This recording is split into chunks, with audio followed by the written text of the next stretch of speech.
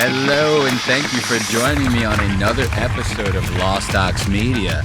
I'd like to thank you on joining me on another week of debauchery, where we make you take a second look at what you just watched. Dead to me, R.I.P. Berry. Ooh, yes. Sometimes you can't beat that Tina Mina, baby. Ooh, yeah. That beat is nice, but these jamokes are nicer, let me tell you right now.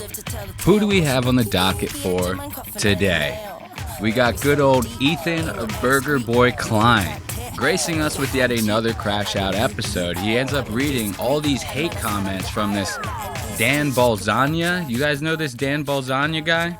This guy ends up having like an interview with Pierce Morgan. This guy ends up crashing out himself, like going off on the Jews. You know what I mean? Episode's getting a lot of traction. Ethan decides to go through those hate comments and read damn near every single one of them on his goddamn show. Not only that, Mr. Klein has seemed to take a liking to the Adderall. And he is practically begging for it from his crew on his show. We'll touch into all that and more later on Lost Ox Media. Then, of course, we're going to be bringing in some good old laughs with another one of our favorite jamokes, Mr. Dave Portnoy. Now, the reason why I'm bringing this up is because if you thought it was funny to see a white guy try to rap, boy oh boy do I got something for you. Dave Portnoy happens to be probably the whitest guy on the planet, and to watch him rap is just priceless. So we're definitely going to be touching on that a little later as well. Matthew McConaughey ends up making his appearance, debut, whatever you want to call it, on Two Bears, One Cave. And this one was kind of interesting because Tom Segura finally reveals his final form on this episode. Like, you know how Goku and Frieza are fighting on planet Namek, and Frieza's like, this isn't even my final form. It's like the same thing with Tom Segura. Wait until you see what this asshole looks like in this episode of Two Bears, One Cave. Then we're going to end it off on something special for you guys, the listeners. Yes, give it up for you. We're going to end up touching on the Jake Paul-Mike Tyson fight that was live on Netflix on Friday. And boy, oh boy, was this a goddamn shit show. Very lose-lose situation for Mr. Paul here, right? You know, because if he wins, he beat up an old man. If he loses, he lost to an old man, right?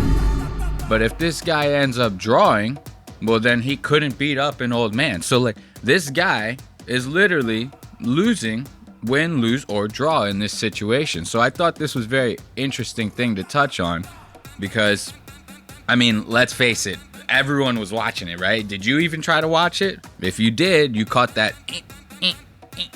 that buffering, right? Netflix's fucking live stream team sucks ass. So we'll be getting into all these jamokes and more on this episode of Lost Ox Media. But before we get into all that, we're going to start with the Dave Portnoy, we're going to start with Matthew McConaughey making his appearance on Two Bears, One Cave, because that shit is just, it's too good to not start with, you understand? So we'll start with that, but before we get into all that, I want to share with you guys a little bit of my personal life. So I went to the Renaissance Fair yesterday. It was Saturday morning. I went to a Renaissance Fair. I live in North Carolina, so we were down south. I wanted to go to the Renaissance Fair to like field test some new equipment that I got. A couple episodes back, I showed you guys my camera lens. I had gotten a new gimbal for one of my cameras. That's like a camera stabilizer. You like move it, camera stays in one spot like a chicken head, you know? So I wanted to test all that stuff out. So I went there, just took a bunch of pictures at the Ren Fair, busted out the gimbal, got some footage. But the one thing I noticed, I don't know if you guys have been to a Ren Fair lately, but like almost nobody's even dressing up as like medieval characters anymore. Like they're just showing up like wearing whatever the fuck they want. I saw like Deadpool there. I saw Harley Quinn. I saw like pirates. I saw people dressed up as Star Trek characters. Fucking Spock was there. They had the ears and everything. But one thing that caught my attention were the furries. I was not expecting this shit. I'm walking through the goddamn Ren Fair. There's furries all over the goddamn place. I was like, what the fuck is going on here? It was like 80 degrees outside, mind you. Like I live down south, so it's still warm this time of year down here. These motherfuckers are wearing full-blown furry costumes, like the same shit you'd see online. I had never seen a furry in real life. So when I saw this, best you believe that shit caught my attention, dude. Like I was like flabbergasted when I saw this, right? So I'm gonna share some of that footage with you guys right now. This was like genuinely shocking to me that I would see this at a Renaissance fair.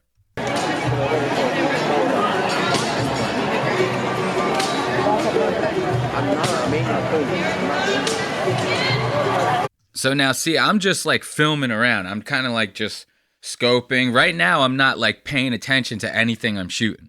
I'm just kind of like scouring around to see if there's anything worth shooting. I got the camera rolling the whole time. You know what I mean? So this is all just like bullshit footage I was going through when I got home. But while I was filming, this is where I got sidetracked by the furries.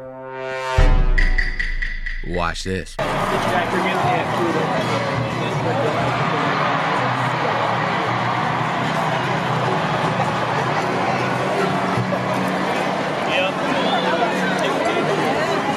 Hello, mother.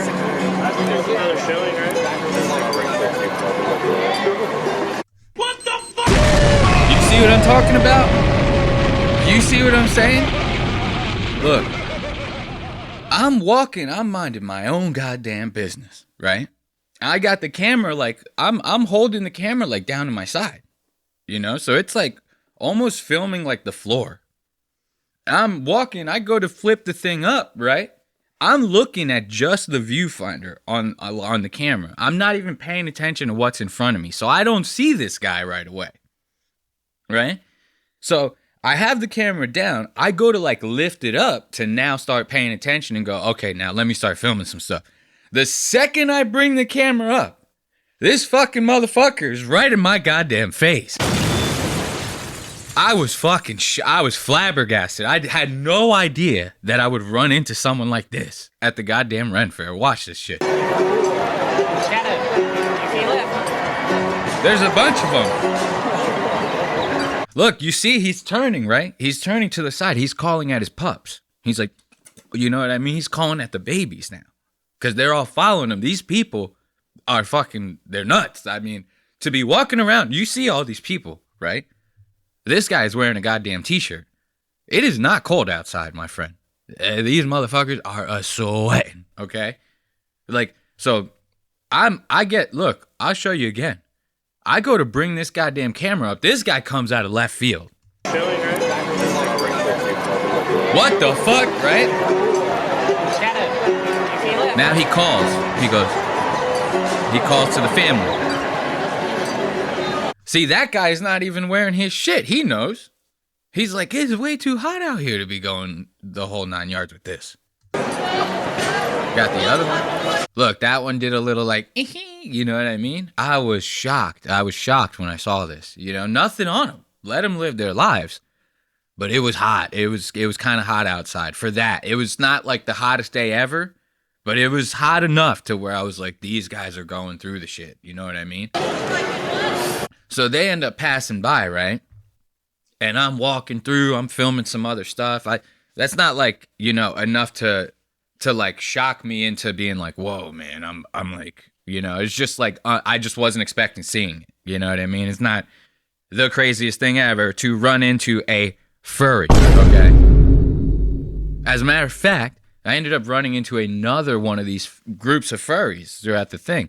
They ended up taking me over. They kind of were like hovering over me, like casting spells and shit. I was on the ground with my gimbal, right? I was just like fucking, because I was backing up because they started running up on me. I ended up tripping over like a fucking root, like a tree root. I'm on the ground. I got the gimbal up, right? And I'm just like holding it the way I fell. These guys were over me, casting fucking spells and shit on me, right? Needless to say, I have now become one with the furry. I am now officially a goddamn furry, okay? I haven't gotten the costume yet. Those things are like fucking, like $1,300. I would imagine they're fucking expensive. They gotta be expensive. You know what I mean? Because you look at some of these cosplay costumes, Like, you get like a full decked out Deadpool, which I actually ended up seeing while I was at the Renaissance Fair. This guy looked like he came just off the set. A Deadpool costume is like $800, like a really good one, like a Ryan Reynolds quality. I could only imagine all the fur and shit. These guys are practically wearing mascot like outfits, right? Those things got to be expensive. So when I save up for one, I will become a furry. I'm gonna show up on the show fully decked out in the goddamn costume. I have become a one with the furry, okay? But let's not forget, that's not why we're here. We are here for the Jamokes. Let's give it up for the Jamokes. So, obviously, we're gonna start out with this Matthew McConaughey on Two Bears, One Cave, right? Now, this was a very interesting interview because Tom's final form is fucking insane. Wait until you guys see what this guy looks like. And you pair that with, just the obnoxious birdiness or whatever you want to call it. And then Matthew McConaughey's like off the wall, outlandish, kooky little attitude. That makes for quite an interesting interview. You know what I mean? So I'm not going to hold you guys. Let's just get right into it. You there. 100%. Cheers. All right, we're sitting on the same side of the table this week. What the fuck is... Look at this asshole. What in the actual fuck is this? Tom Segura coming in looking like a fucking plucked chicken. I was taken aback by this. When this guy came, because you just saw, we had 2 seconds of him on the screen reading like an ad. That for some reason these guys love starting the show with 18 minutes of advertisements before they even say a single goddamn word. So this guy's got B-roll recorded ads, right? He's got a full beard. You turn on the intro to the episode, this guy comes in looking like fucking this, bro. Oh, brother, this guy stinks! I couldn't believe it. When I saw, I was like, what the fuck did he do this for? What was this for? You can't go shell-shocking your fucking audience like this. Start out with some stubble. You know what I mean? Shave it down to stubble. Or, slowly wean it down. You know what I mean? When you do stuff like this, it's very shocking to us, the audience. We notice. If I showed up tomorrow or next week with no mustache, you guys would notice, You guys would be like, what is going on with this dude? Why did he shave? It would throw you off. And that's what this is doing here, for me at least. Week, which is very strange, but it's because we are joined by the most handsome man in Austin, Texas. In the world. And possibly in the entire world.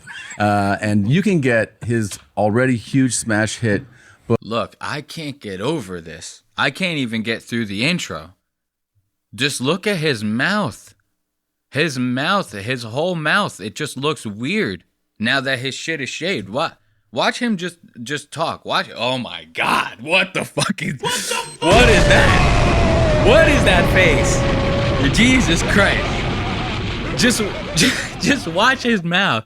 Watch his mouth when it looks so strange now that there's no facial hair there. The entire world, and you can get his already huge smash hit book now available in paperback tomorrow.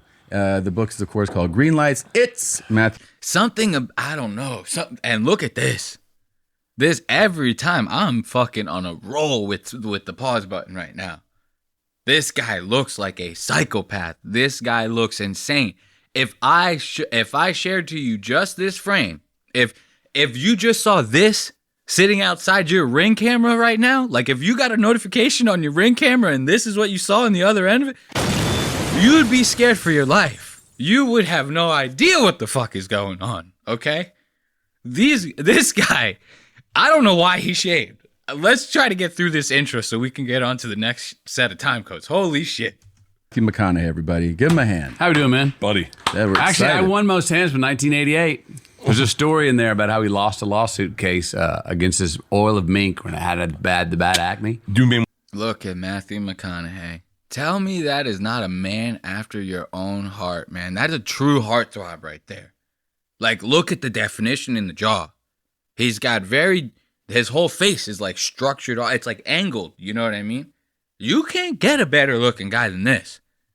What he's doing hanging around with these two assholes is beyond me. Look at these two fucks. Jesus Christ. So, like I said, Tom's new form, not doing too much for him. You know what I mean? I was flabbergasted when I saw it. I'm still flabbergasted now. We wasted like 5 minutes on it. So, let's get past it. So this guy, what I thought was so funny about this shaving, right, is that he looks probably the most uncool he could possibly look at this very moment, right?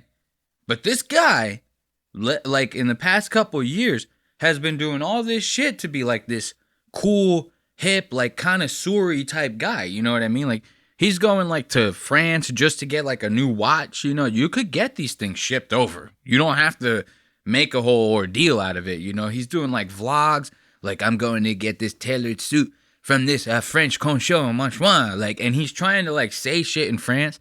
Remember a couple episodes ago, I talked about how like when white people go to like ethnic restaurants and stuff, they try to order with the accent and how cringe it is. Tom like is legit. He like thinks he's like French now. It's fucking crazy. Like he'll sit there and somebody says something in French and he'll be like, oh no, it's a mise en point. Like, you know, he tries to like say it like and correct them or some shit. He's trying so hard to be cool, right? You would think by now with all this money and you know, you got people to talk to like Joe Rogan, you think you'd know what cool is by now, right? Apparently these two don't. This guy is like asking Matthew how to be cool. It's like so cringy. And of course, Matthew is fucking cool. So he doesn't have to try. You know what I mean? He's just cool. You know, that's just Matthew McConaughey. He's just cool. So they want to know how to get a piece of that. A lot of people move to Austin going, okay, well, I'm going to try to be what I think being me's like. No, that's not cool. Or I'm going to try to be what Austin is like. So no, just be you, bro. Stay in your own lane, do your own thing. And, you know, that's cool. This is something I want to ask about cool, though, because there's a funny thing about when you watch a movie where the guy's cool. Yeah. Like when you get a cool role. Because I think, like I was watching Daniel Craig, right? And he was in like a Knives Out. Look, Bert, bumping the mic, that's not cool, man. That's not cool, all right? Look at this asshole. Look, now they're both like trying to be cool now in front of Matthew McConaughey, especially now that he's mentioned it. They got it on top of the brain. So what happens when you try to be cool, right? When you consciously try to be cool, what happens? You start fidgeting. You don't know how to act. You're like, well, is it cool to do this? Should I put my elbow like this? Is it cool maybe to cross my arms like this? You know what I'm talking to? Should I smile more? Should I maybe like, should I crunch my eyes down like this and just stare at him? Mean mugging the shit out of him. Is that cool? You know what I mean? You start getting in your head like that. And Bert is starting to get in his head like that. Does probably the most uncool thing you could do during a podcast. He bumps the goddamn microphone. Watch this. Like I was watching Daniel Craig, right? And he was in like a See, Knives look at Out. this asshole. He doesn't know what to do with himself. He's like, well, they're talking about being cool now. He's like, man, I want to be cool. These guys, I want to be so goddamn cool. He's starting to fall victim to his own consciousness. Watch. Thing where he gets it's like it's a character, right? And you get to see like him having fun. Then you watch like a Bond movie. And I think it's easy to watch and you go, oh, that's not like a real acting, right? Yeah. But then you stop and you go, wait a minute, though, to be the coolest guy in the world for every shot, you're like, that actually is a thing, and you can't look like you're trying to be cool. Because then Look at these guys. They're asking about trying to be cool. Tom is looking fucking, I'm telling you, I don't know what this, every time I pause a frame on Tom Segura, he looks fucking insane. This is crazy, bro. Like, and this guy's asking about how to be cool. I thought you were already cool, man. What happened? Look at him. Even this frame. I can't stop. I'm telling you, if you're just listening, you have to watch. You're doing yourself such an injustice by missing out on these frames. He looks like such a slouchy fucking dope. you're like, that actually is a thing, and you can't look like you're trying to be cool. Because then you're a fucking dork. Yeah. So it's like he's got to walk cool, he's got to look cool, and it's like, what? How do you play cool? See, Matthew's like, I didn't know it was going to be one of these kinds of interviews. You know, because Tom is sitting there trying to play it off. You know what Tom is doing right now? He's doing like he goes, I'm asking for a friend. You know how people say, I'm asking for a friend. You know what I mean?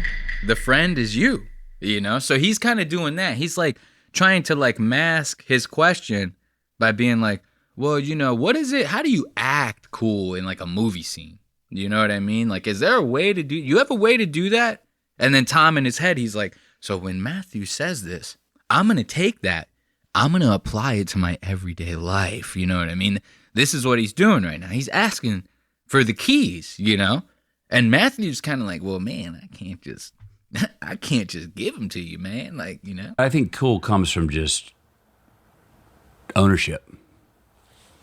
You know, if it's an actor role, owning my man.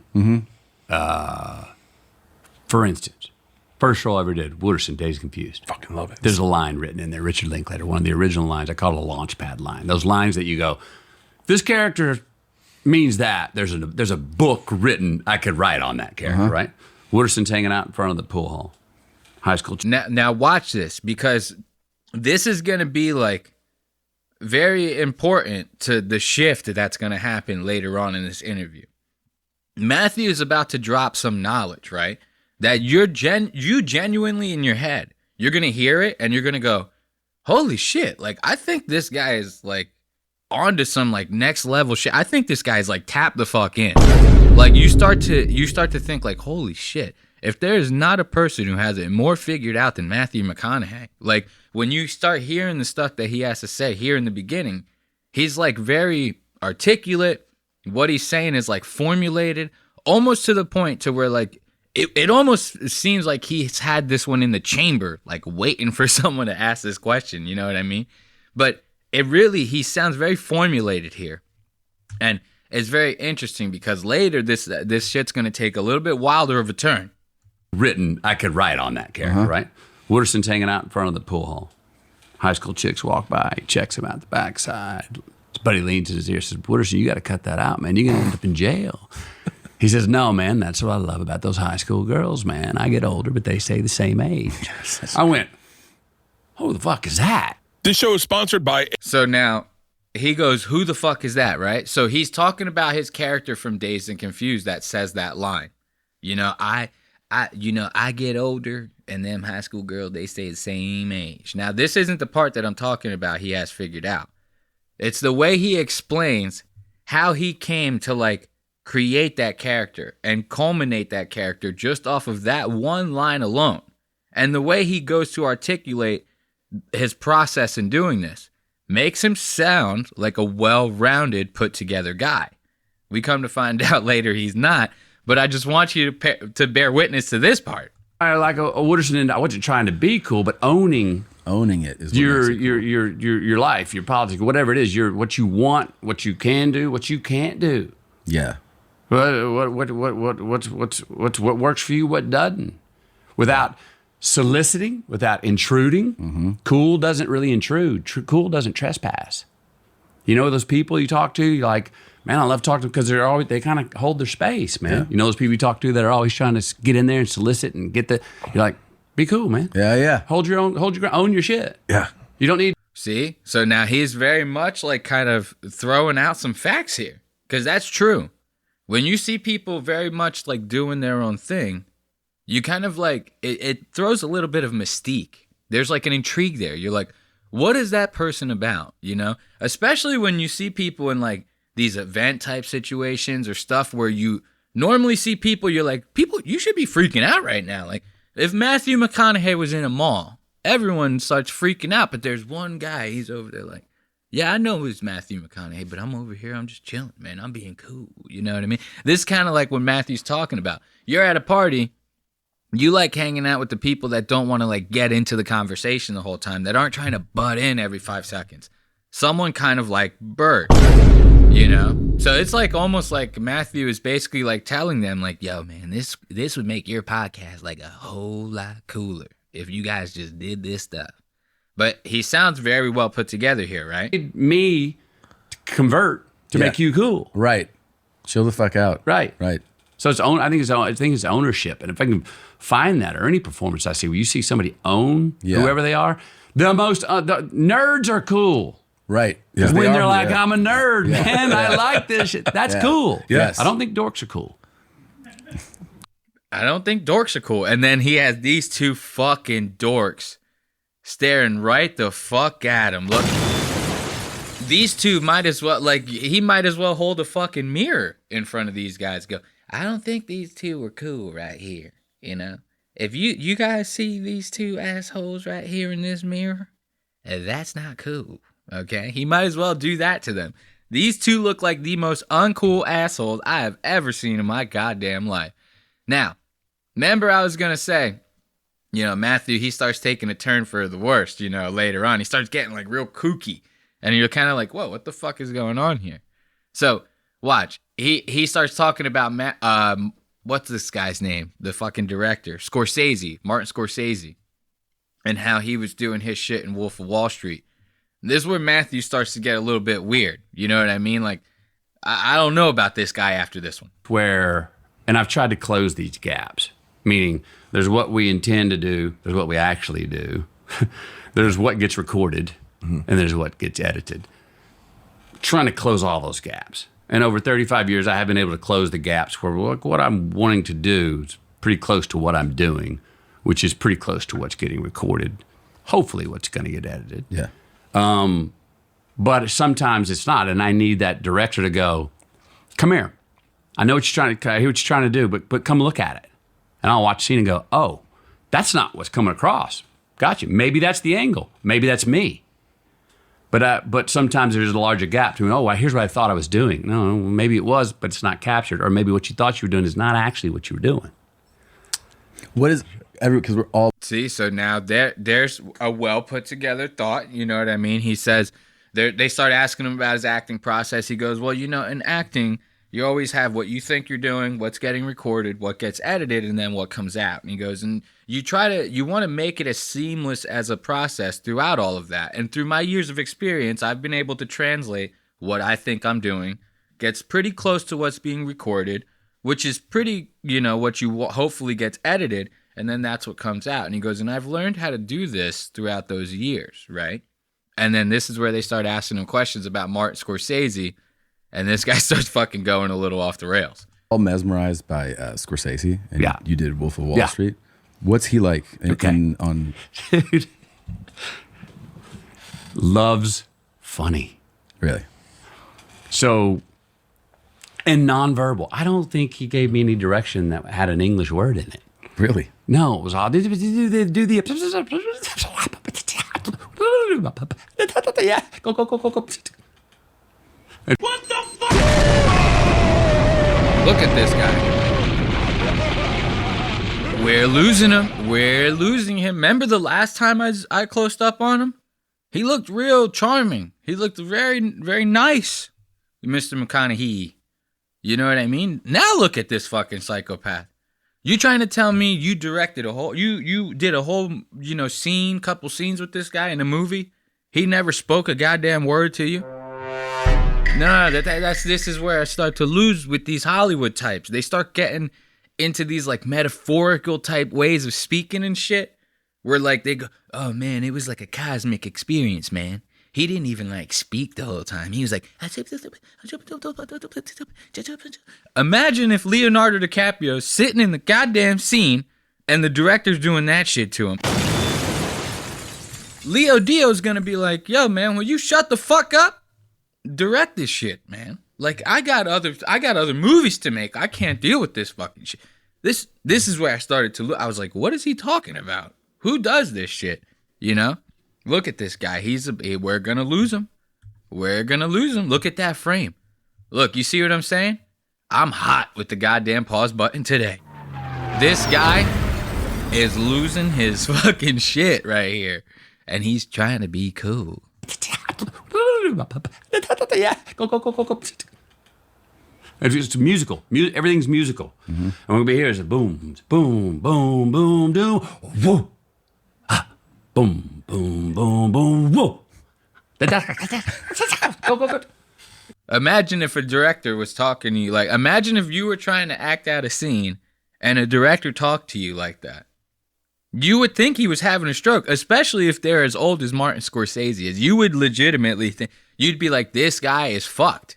He's losing his goddamn mind. You know what I mean? Like, I would call medical on set. I'd be like, I don't understand jack shit he's saying. And if they tell me that's part of the process, put me on a goddamn different movie. Because how you going to work like that? You know what I mean? So it's clear Matthew's just trying to do this whole like Hollywood, you know, we're mystical, metaphorical beings, man. Acting is just like a process. It's all like within. They give you this like vague bullshit. And then you're supposed to get like an idea of what they're talking about based on that. Nah, you're just a kooky ass actor. And, you know, people probably shouldn't listen to jack shit that you have to say. But this next part I thought was funny. I didn't even know about this whole like Tiptoes movie. Matthew McConaughey apparently did a movie called Tiptoes back in the day. And they're about to touch on it now. This also will shock you. True.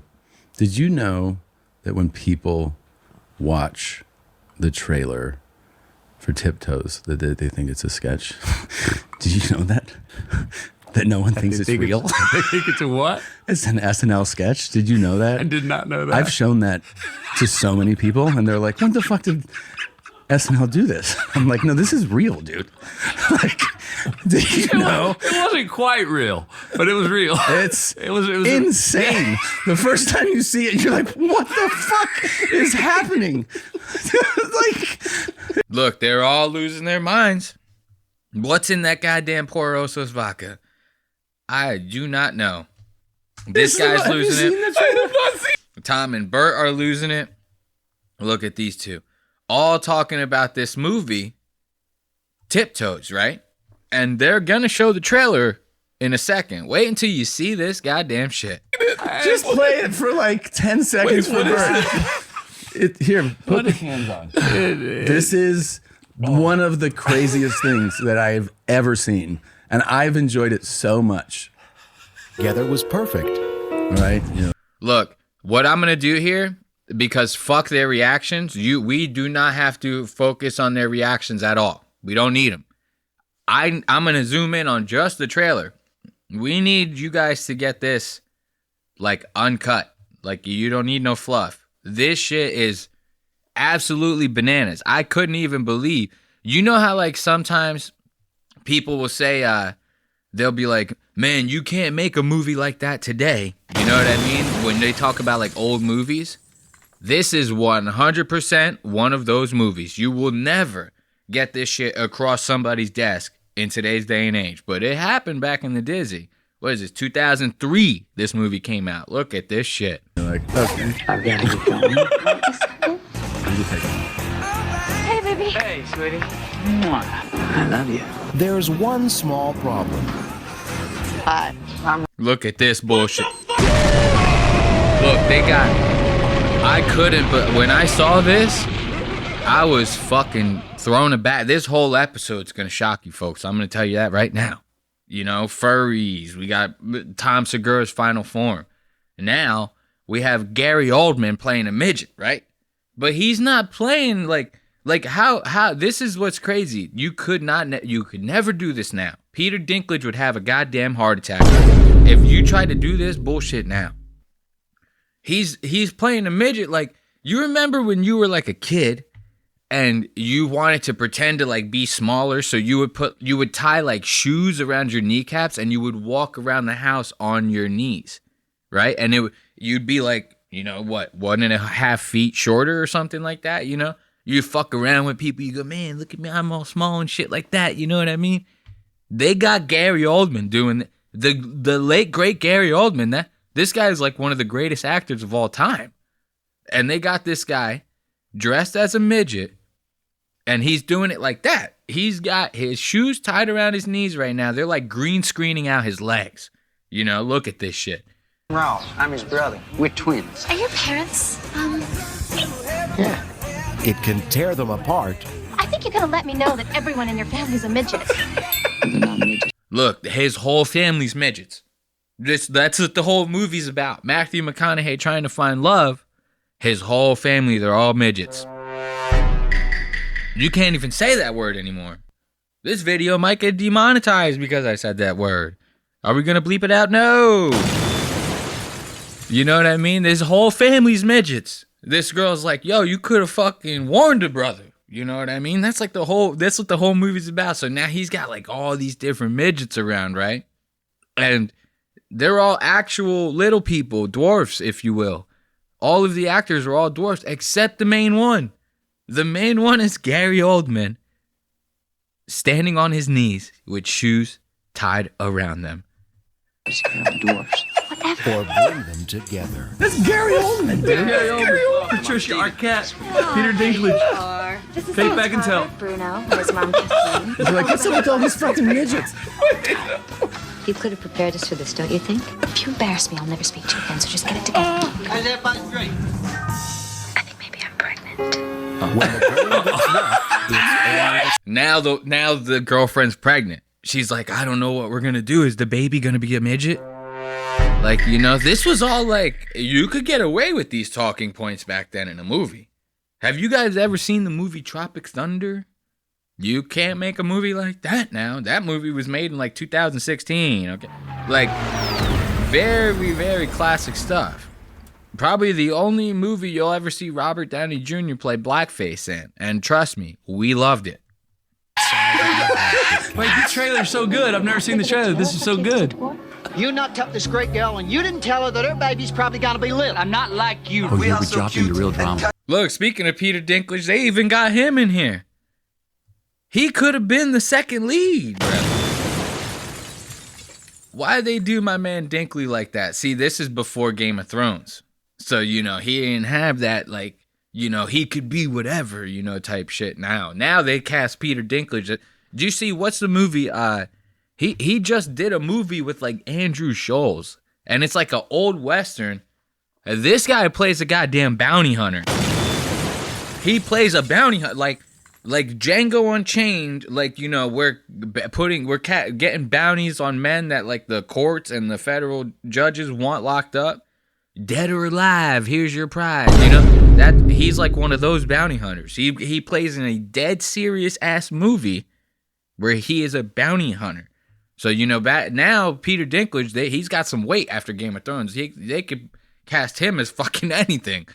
Back then, he didn't have that, you know? So he's just like some one-off character in this. He's just another one of the midge. Don't discriminate against us. You said these parties got a little wild. I never expected this. There's sure a lot of midgets around here. You better back off, Goldie Hawn. Look, you heard that, girl? There's sure a lot of midgets around here. God damn, dude. You could say anything in 2003, huh? My man can do what he wants to do. I'm ready for an adult relationship. What is this man doing in your bedroom? Look, they got midget fights and that. You know what? This reminds me of the movie Gremlins. This is like Gremlins, right? This is like a scene out of Gremlins. You know what I mean? If you don't know about Gremlins, that was a movie back in the 90s, mid to late 90s. And basically it was like this guy bought this like cute little animal from this like Chinese street vendor, right? And the guy was like, oh, there's 2 rules. You can't get it wet and you can't feed it past midnight, you know? And the guy was like, okay, yeah, I got you. No problem, man. We're going to do good.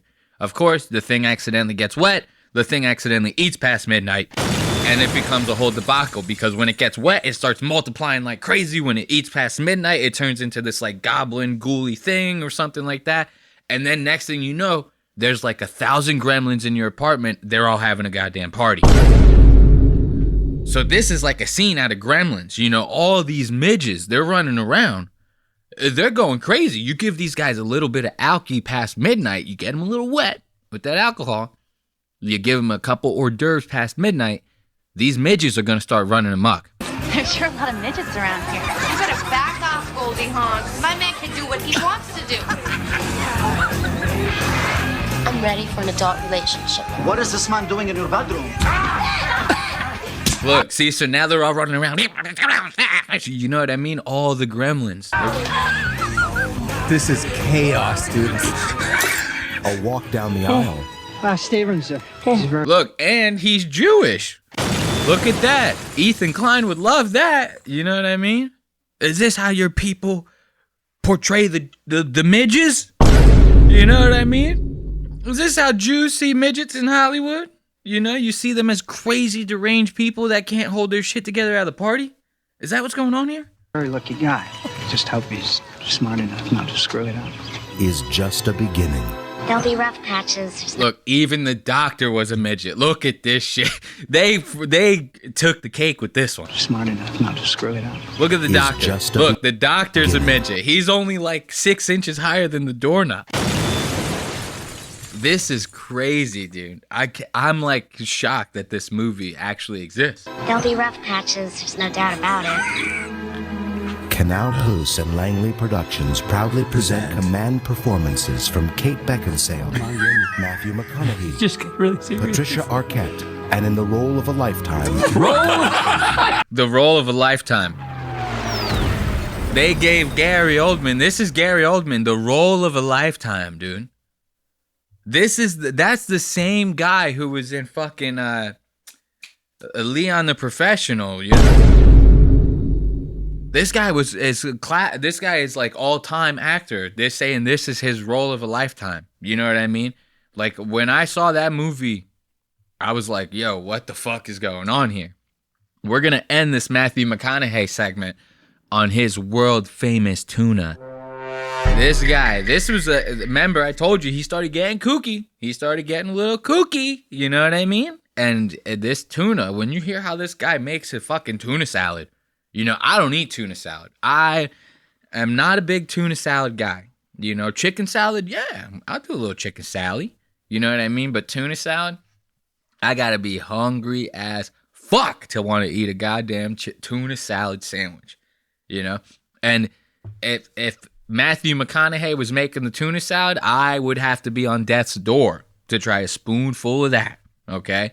Wait until you hear the way this guy is making his goddamn tuna. Chinese mustard. I've been using wasabi pretty liberally lately. I do too. I like wasabi. To mix up even with a tuna fish salad. I'm a tuna fish salad master. Now, I know I'm pausing it a little early, but I'm going to tell you. The wasabi in the tuna fish salad, that's not the crazy part. Wasabi mayonnaise is shockingly good. If you've never tried it, try it. You have like a burger or something like just a little wasabi in the mayonnaise, just enough to turn it green. That will change your fucking world on mayonnaise. I tell you. Okay? So he's not, right now he's spitting facts. Okay? And that's going to change soon. Jamaica. Yeah. Really? Yeah. Every Sunday night, clean out the fridge, mosquito style. Gonna make a badass tuna fish. So do you That'll put? last through the week. So explain your tuna fish to me, because my wife's a redneck, and so she has pickled jalapenos, candied jalapenos in her tuna fish. Yeah. Okay, wait. I want to hear yours. Well, it's a long list of all kinds of things. I mean, Okay, celery? It starts with the base. You get your good tuna. Yeah. Next, you got to watch how much lemon and vinegar you add, because if you add the mayo mixed with wasabi and a little tang dressing, Shut the fuck up! Come on. I didn't even think about putting wasabi into my it. fucking tuna fish. Whip it up. Look, all right, Bert already starting with this crazy shit. Shut the fuck up! I hate Bert. I hate his interruptions. Watch how he does this. Look at his fucking face when he does this. Shut the fuck up! Come on. I didn't even think about putting wasabi into my it. fucking tuna fish. Losing his fucking mind over this. What are we doing? And Tom's looking at Matthew like, he's like, please don't mind my friend. He's like, he's just, he's a little drunk, so don't mind him. Whip it up, a little light green. Get that in there on the tuna, and because if you put whatever you put on the tuna first is going to soak it up. So You're blowing my mind right now. You're blowing my mind. It's like the first time someone told me how to finger someone, and I didn't know that you weren't just supposed to stick it in and leave it there. And I go, oh yeah, it would make sense to move it around. You're telling me tuna fish. It is like tuna that. fish. If I would get high-end tuna, of course I'd put wasabi on it. Yeah. Why wouldn't I put it on my tuna fish? I know, it's a good idea. right. Bert is such a fucking cuck. Look at this fucking guy's face. You're blowing my mind right now. You're blowing my mind. Eat some wasabi on it. Okay. You never put two different foods together before like that? Huh? It's really fucking you up that bad? You're fucking rich. God. Hire a chef. So we then fucked this interview up. We get a should have been base. talking about this the whole time. get a base. Yeah. And then all the rest of the stuff from the chopped red onions or the dill pickled gherkins. I'll finally slice the dill pickled gherkins. There's a jalapeno product now that it's been seared in hot oil, so it's crispy jalapeno chips. So look, listen to this. We have wasabi mayonnaise, which is once again not bad. He's obviously rich. He's probably using like some crazy grade A tuna steak. You know what I mean? So we're in the clear right now. He starts throwing in red onions. Now I'm like, what are we doing here? He's finally dicing up pickled gherkins. I'm like, whoa. You're starting to fuck this up, man. Now he's moving on to pickled jalapeno chips. Like crispy jalapeno chips, right? So like now by the time you throw the chips in there, they're going to get all like soggy and weird. There's going to be like mush breading mixed into the tuna salad. Like, you know what I mean? So we're not off to a good start here. To give it a little crunch, I come in with to balance that out. At the end, I do go. I'll go with some apple for some sweetness, a touch of agave if it gets. He puts apples and agave in. Dude, we're like 7 ingredients in on this fucking tuna salad to balance out that wasabi here. Yeah. And at the end, I do go, man. I always have corn in there. Always. Fucking corn. This guy puts fucking corn in this goddamn tuna. I'm losing my shit, dude. Wasabi, red onions, pickled gherkins, apples, agave. He's got fucking crispy jalapeno crunchy chips in there. Corn. What are we doing here? This is tuna salad. It's just mayonnaise and fucking tuna. You don't have to start mixing all the other shit in there. Throw some celery. He didn't even say celery. Celery is like classic chicken tuna salad. That's a classic right there. I'm not hearing one bit about celery. Got corn. Really? Oh yeah. And then at the end, I'll go some frozen green peas. Frozen green peas, bro. Oh, brother, this guy stinks! I can't, dude. You throw in frozen green peas. So I'm going to do it all for you again. He's got wasabi mayonnaise, tuna, red onions, finely diced pickled gherkins, crunchy jalapeno chips, apples, agave, corn, and at the end, he throws in frozen green peas. This is Matthew McConaughey's world-famous tuna salad. The look of satisfaction on his face right now. He literally is like looking at Bert and Tom like, now you guys got it. You guys got the keys, man. I put you guys on because that is fucking cool, man. Like, that tuna salad, man, you're going to eat that tuna salad. It's going to change your whole perspective, man. It's going to make you so goddamn cool, man. You eat that tuna salad, man. Like, he's legitimately... I was like, what the fuck are we doing with this goddamn tuna salad, you know? So let's give it up for Matthew McConaughey's world famous tuna salad. I was like, what the hell are we doing here? Like, what? Listening to that bullshit. I was shocked when I heard that fucking tuna salad shit.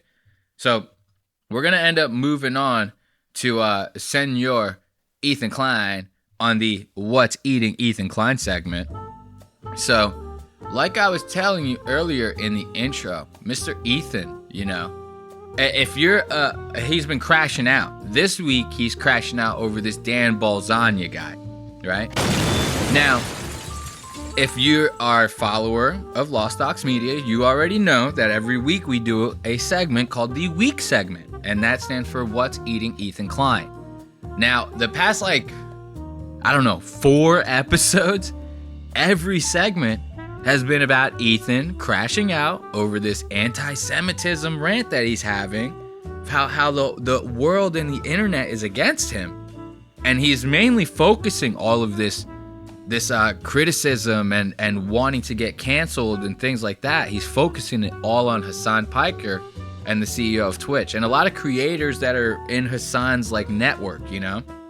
He even went as far as to get a couple of them banned off their platforms based off of this game that they did where Sabra Hummus was the worst tier on it and being an Arab was the top tier, right? Very sus stuff. This episode, he ends up talking about this interview that this Dan Balzania guy ends up having with Piers Morgan. Now, I'm not gonna lie, it was an off the rails interview, right? This Dan Balzania guy just basically goes on Piers Morgan to just like trash Jews for like a straight half an hour. That's fine, dandy, whatever. Live your life, do what you want to do. I don't give a shit. Ethan uses this as an opportunity to once again point this out to his fans on where his fans assimilated harassment should go, you know, because really, why else would you be doing this episode after episode after episode, if not to try to weaponize your fans in that way to maybe try to take care of this internet problem? He did it with Hassan. He did it with some of the creators involved with Hassan, and some of those creators ended up getting banned. So, you know, what's to stop Ethan from continually doing that until he gets what he wants? You know, it's kind of what's happening here. And if you also know about H3 and these crash outs, you know that lately he's been doing a lot of like accidental clickbaiting. He's basically saying like, hey, this episode's going to be about this. And then he gets on the episode, he starts going on these anti-Semitic rants. They never end up getting to their topics. The fans are starting to get fucking pissed off about it. Now in this episode, he does this same thing with this Dan Balzania interview on Piers Morgan. Goes on there, starts reading all of the hate comments on there, but not before getting sidetracked from his main story. Now, like I said, this episode was supposed to be about one thing, turned out to be about Dan Balzania. It was supposed to be, this episode was supposed to be about Brianna Chicken Fry's breakup with Zach Bryan. Now we're about to watch them lightly touch on it and then get sidetracked right off the rip. Yeah, I don't know what's this chicken fry nonsense, but Olivia's going to tell us all about it. Fucking fried chicken. I just can't take this lady seriously. Chicken fry? Well, that's not her real name. Well, but yes, that is what she goes her by. stage name. Yes. Stage name, you could choose anything. That's the thing. It's true, and she went with chicken fry. She chose chicken fry, which is even worse in a sense because if her mom gives her if her parents give her a crazy name, that's not her fault. Look at this, right? Ethan, we're going to touch on this real quick and then keep going. I thought this was so funny. Ethan's sitting there going like, man, it's her stage name. She could choose anything, right? Chicken fry kind of sounds like fucking stupid, you know? Like, you could choose anything. Meanwhile, he's wearing like a woman's headband in his hair. He looks like a goddamn chicken himself. Look at this cool. She could choose her stage name and you could choose your haircut, you know? You could choose it, Ethan. You don't have to wear your hair like that. You look like a fucking idiot, man. What is going on here? This guy already off the rip talking that goddamn shit, but not before getting completely sidetracked from the story. But she looked in the mirror and said to herself, I'm chicken fry. I deserve fried chickens. Yeah. And that happened. Dwayne The Rock, you know I'm a rock hater. If he's rock, I'm paper. Shut up, bitch! Yo. Call me Mr. Paper. That's right. Yeah, he sucks. He's annoying. He did this interview. Actually, we were goofing on him recently because there's all these. See, now it wasn't even a smooth transition. They literally talk. He goes, Olivia's about to read this PowerPoint, everyone. And then in the same breath, he goes, yeah, The Rock, he sucks. Let's talk about The Rock for a little bit. You know, like this is madness. This guy. So now he's getting sidetracked without even the anti-Semitic rant yet. Now this, watch. Before we get to this hate comment marathon, I wanted to show you something. This I thought was very interesting. This is a twofer right here. In the past, I believe it was actually last episode, I was touching on how like I feel like Ethan might have like an Adderall problem, right? But Ethan's too smart for that. He knows how the internet works, so he's like, he probably goes to his doctor and he asks for like a generic form of something that's like kind of like Adderall, but it's not Adderall. So then that way when people ask him like, hey man, you take Adderall? He goes, Adderall, never heard of the stuff. You know what I mean? So like that's what my suspicion is. I think this guy has been tweaking for like a minute now. How else do you get fixated like that on this anti-Semitic bullshit? You know what I mean? This guy getting fixated so goddamn hard on that. Staying up late as fuck at night to make these videos in like response to like Hassan streams, different things like that. Starting to lose a lot of fans over it, right? I've had that suspicion for a little while now. Then Ethan kind of goes on to like almost prove that suspicion a little bit. You know what I mean? By basically like asking his crew for Adderall. You know, like, but actual Adderall this guy's asking for. I don't know if he's do dead you guys or not. like this, I or is it frankly have no idea. insane? Bring what do you call that drug? Adderall. I don't think it's a good idea. Bring Adderall. I'll take it at the beginning of the show, and we'll see what happens. If anything, I feel like you should start with an extended release rather than Sure, bring whatever you got. So this guy is fucking starting to get unhinged, right? He's like, yeah, man, we do an episode where, like, I just take, like, a bunch of drugs, man. I take, like, Adderall, man. You guys bring me in Adderall. You know, like, what you're talking about right now live on air is illegal? You cannot be asking for people's prescription drugs like that, my man. You know what I mean? You legitimately just recorded yourself live committing a crime. Well, not yet. Once you get the drugs, then you will be committing a crime. And Olivia, or whoever supplies that Adderall, will be an accessory to that crime. Wouldn't that be nice? You see, like, them actually get swatted on their stream, right? But nobody called in. They actually just got swatted. They're like, Adderall, you know what I mean? FBI, open up! The whole H3 fucking studio gets raided to shit. All just for Ethan making a wee little bit of Adderall joke. Viagra. Viagra, okay. We'll do that show next time. Yeah. Do different pills, you know, each show. But like genuinely, if I have ADHD and I'm prescribed, I can get a prescription to that easily. Yeah. Ooh, this part is juicy. I almost forgot about this part. Listen to Ethan talk about the way him and his doctor's relationship works. This one is very interesting. No, I could. My doctor will hook me up. He's the man. Let's do a couple. Well, I have like I do arguably have it, right? So it's not like it's coming from nothing. You see his face right now? He's basically sitting there saying, like, you know, I basically have like self-diagnosed ADHD or like ADD or whatever the DDD is. You know what I mean? I got one of them. I know I got one of them.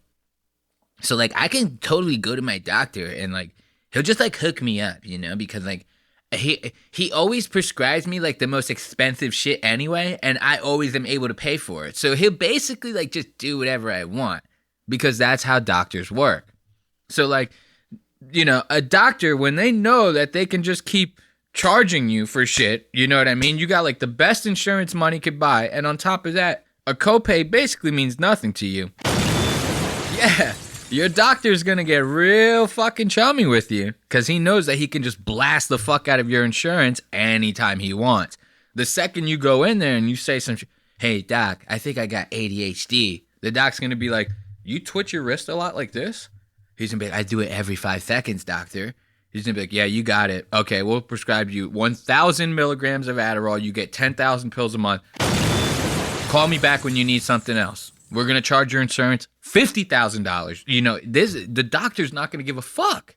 They're never gonna. And he's sitting there like glazing over at his audience or his crew, like almost in like seek of validation. Like watch how when he's like talking about this, watch and pay attention to his face, and he starts talking to his crew, and he's basically like looking over at them like, well, I basically have ADD, right? And he's looking at them in the hopes that they'll look back and go, yeah, you know, they don't have to say yeah, they're just nodding at him like off camera, like, yeah, you got it, Ethan. You got it. Yeah, we'll bring you as much Adderall as you need. You know, don't worry. Viagra. Watch his face. We'll do that show next time. Yeah. Do different pills, you know, each show. But like genuinely, if I have ADHD and I'm prescribed, I can get a prescription to that easily. Yeah. No, I could. My doctor will hook me up. He's the man. Let's do a couple. Well, I have like Look, my doctor will hook me up. He's the man. Now watch. This is where he's going to start like arguing his case. And then you're going to see him start to look over at the crew, start scanning. Who's on my side? Who's on my side? Who's on my side? Watch. I do arguably have it, right? So it's not like it's coming from nothing. Sure. So if I get a prescription, do you guys think it'd be okay?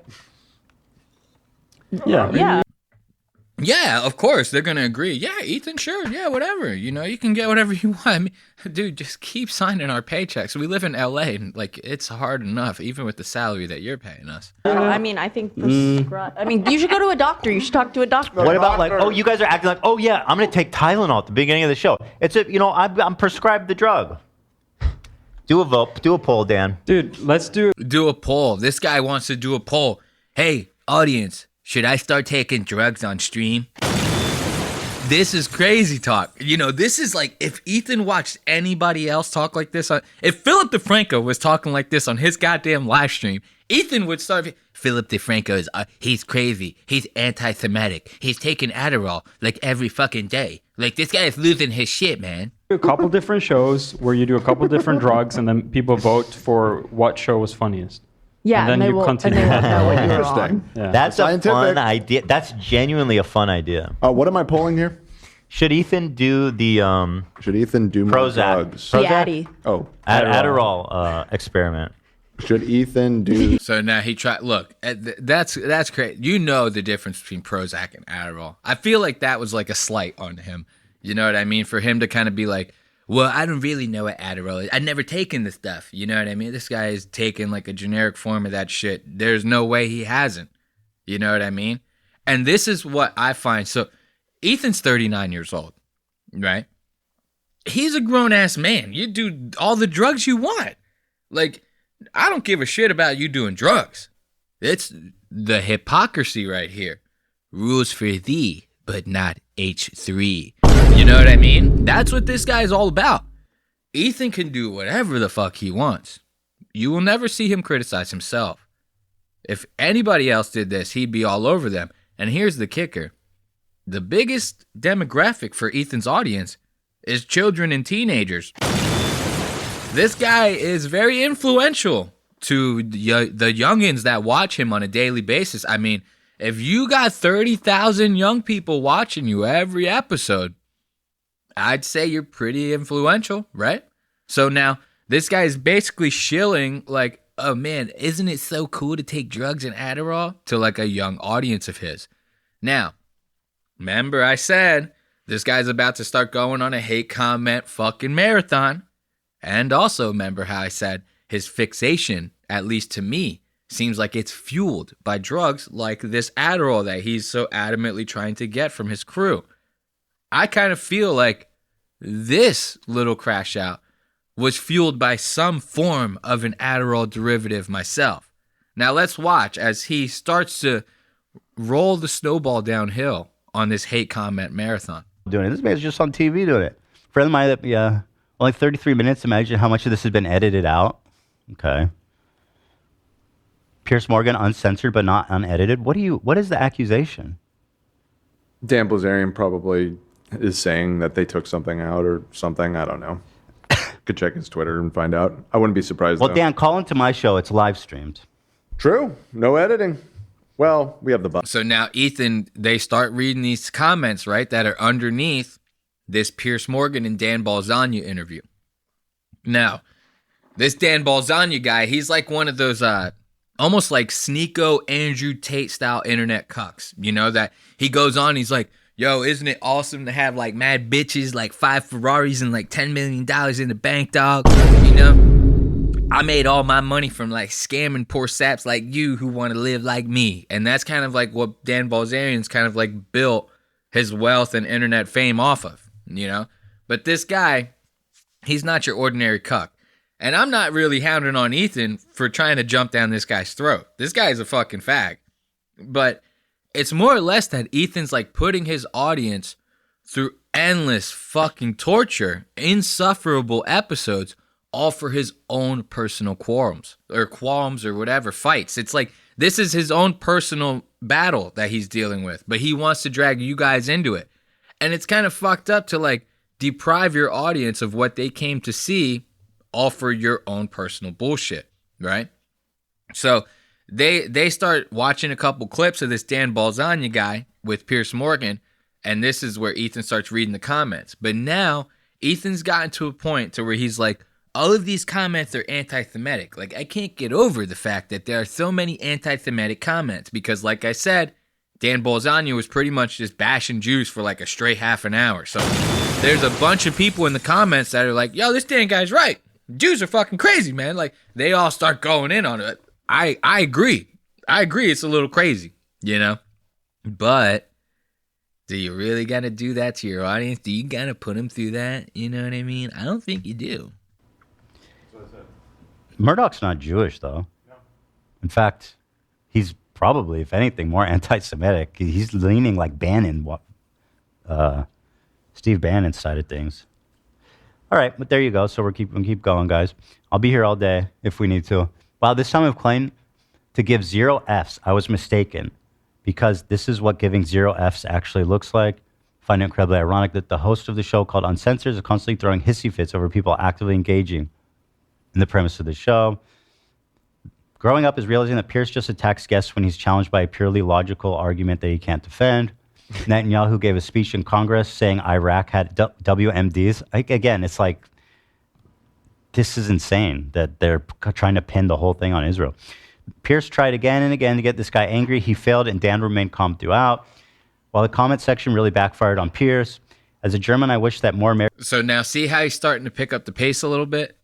He's starting to pick up the pace because he's like, in his mind, he's starting to get so frustrated, right? You ever notice that when you get like really frustrated with something, you start acting like more sporadic. Your movements start getting faster, and then you just start fucking up stuff even more. This is why people always tell you, like, when you start to get frustrated, they go like, the best thing to do is to take deep breaths and calm down. Because once you slow down, then you could start making like more rash decisions, more, better movements, whatever it is. So he's starting to get wound up right now. And you could hear it in the cadence of his voice. He's starting to read these faster. He's starting to read them more aggressively. And he's about to basically tell you, hey, man, I'm not going to stop until we get to a comment that is not what I deem anti-Semitic. Americans would use their freedom of speech to talk about history. As a Muslim, I want to say Dan Bilzerian is a true warrior, and we have so much respect for him. Notice how Pierce did not dispute a single thing he said. He resorted to calling him names. Why was Kanye not canceled when he criticized the black community, but immediately when he criticized Jews, he was canceled? See, so he just keeps going, right? Now watch. He's even gonna say to himself, that, like, I'm reading these are like minutes apart from each other, right? Like he started reading them. Let me look at the time codes. He started reading the comments at 1 hour and 13 minutes, right? This time code we're at is 1 hour and 21 minutes in, right? He's going to keep reading them. Watch. Get ready to get your comments deleted. All Pierce did was call him a Jew hater, but didn't listen to a thing he said. That's the difference between a brave man and a little man that's afraid to upset his masters. Now, just a reminder, I have not skipped a single comment. See, I have not skipped a single goddamn comment. What are we doing here? He's been, now this is like almost 10 straight minutes of this, right? Almost 10 minutes. Now watch, now this is like 2 minutes later, he's still reading them. Now 2 minutes, it doesn't sound like a long time, right?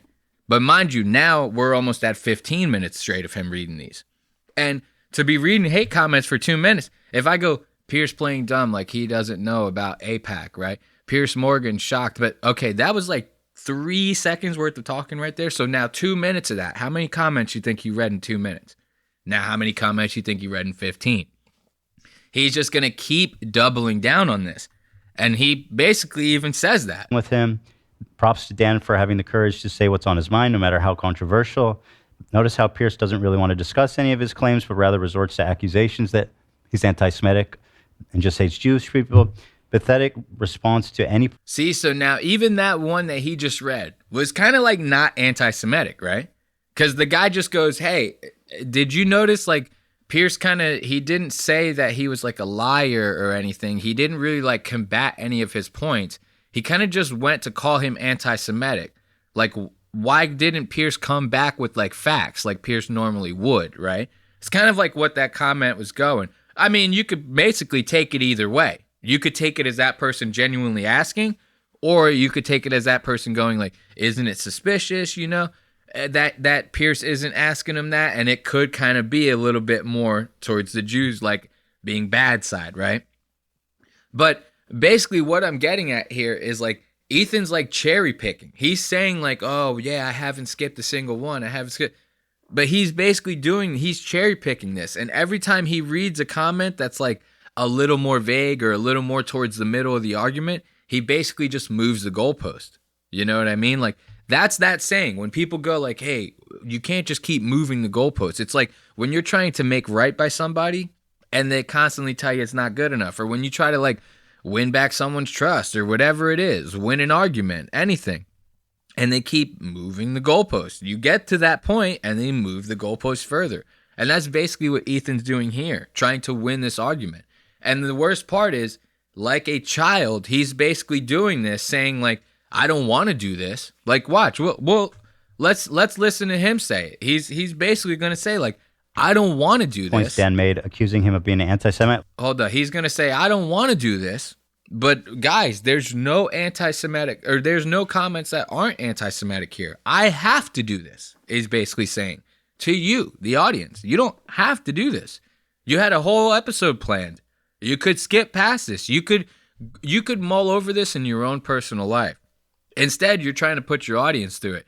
And like I said earlier, I think that the reason why he's so adamant about putting his audience through all this bullshit is because he hopes that he will be able to weaponize his audience against Dan Balzania, against Hassan Piker, against Frogan, against Twitch.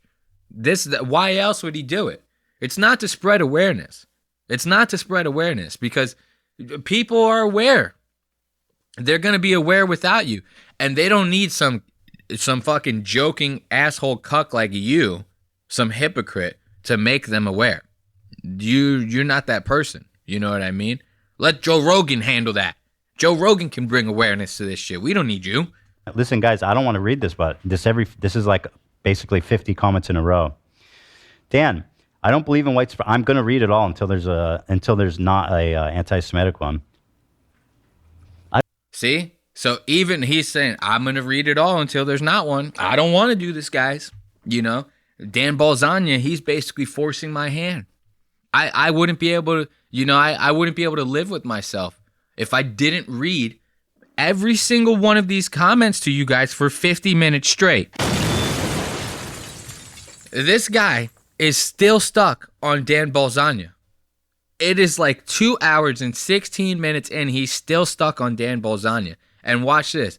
When the chat starts like expressing concerns about this, or they're even like expressing their like disinterest in it, saying like, hey man, could you move on? You know what I mean? Like, and mind you, this chat, these are all his paying members. These are people that pay for the membership to his channel. So they're like the ultimate fans.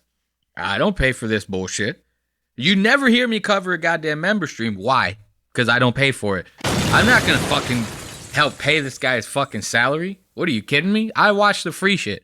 So all these people in the chat, I can't chat on an H3 episode if I wanted to because I don't pay for it. So these people, they're going to start like expressing their disinterest in this. They go, hey man, it's time to move on. Can you please, like with this, it's a little much. You know what I mean? Ethan just starts banning people. Watch this. There is no evidence that Israel ordered the Iraq war. It was taken by George Bush's administration with the help of people like Tony Blair. Well, we went there. Lot of silence coming from Ethan. Sounds like somebody in the chat got to him. He's real quiet to the point to where he even paused the video that he was watching. Look at his face. Look at how he's like balls deep in this comment right now. Like legitimately mulling over every word that this commenter is saying. And unfortunately for us, he doesn't say what the commenter said. He just asked Dan to ban him. And this is where this little ban marathon of his starts. I just read a comment. Can you ban this person? C sound? Just permanently ban them from chat. Bye-bye. Okay. See how satisfied he is now? He goes, can you just permanently ban this person from chat? Can you just like permanently ban them so that they can't talk anymore? Isn't that some shit? So you can pay $5 a month to this guy, right? And you get to watch all this extra stuff and blah, blah, blah. But he still has the right to take away your privilege of like being able to criticize him, chat with him, all this, all because you said something he doesn't like, you know? So this is kind of like another big thing I wanted to point out with Ethan is that like, you ever notice a lot of episodes lately, comments turned off, you know? This guy has been doing a lot of posting through Instagram stories. Hard to argue with someone on Instagram stories. You know what I mean? You can't like now you can leave comments, I think, on there, but it's not like a comment section where everybody's sitting there, you know what I mean, arguing with each other back and forth. Ethan doesn't want people to be able to criticize him. He wants to live in this echo chamber, in this bubble. And now he's going to start banning the fuck out of people because of it. Thank you. C sound? Yeah. All right. Try and find him. I'm coming for you, C sound. Now listen to Dan. I'm coming for you, C sound. I'm going to get you, C sound. Dan kissing on Ethan's asshole like that. Ethan might as well have the shit just wide open for him, Dan, but oh yeah, that's good stuff, Ethan. You know, there's a little, yeah, Dan's good for that. You know, usually you see Dan on the opposite side of that. Like, I kind of almost expected Dan to kind of be like, are you sure you want to ban him? Like, can I read what he said first? You know what I mean? Before you just start going crazy out, you know, the whole thing. So now watch. That triggers Ethan. And like 10 minutes later down the line, he goes, you know what? I'm going to just start banning people, even just for simply saying move on for the subject. It's just this nonstop fucking train of Jewish propaganda, just hatred that's just getting piled on so many layers deep that you can't even untangle it. Yeah, remember someone said Hila's DNA test. Yeah, she was super Middle Eastern. She's Libyan and Turkish. Excuse me, she was... And 15% Italian. I think it was less than that. Set. It was 7, like, I think. It was like 7. No, it was 15. 15? I think it must be because I was saying my kids Let's are pull the 7. receipts! Ben says... So now they're sitting there like talking shit about the chats. People are now defending Ethan's points. They go, well, this Dan Balzania guy was saying that like it's illegal to get like DNA tested in Israel. And Ethan's like, well, Hila got DNA tested. She was like Turkish and like Hungarian or like Romanian or some shit, you know? Now Ethan's happy to talk about the chat when they're defending him, right? No problem. Now watch, somebody simply just says to him, hey, can you move on from this? Like, we don't care.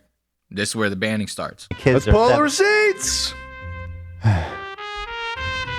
Ben says move on. You can leave.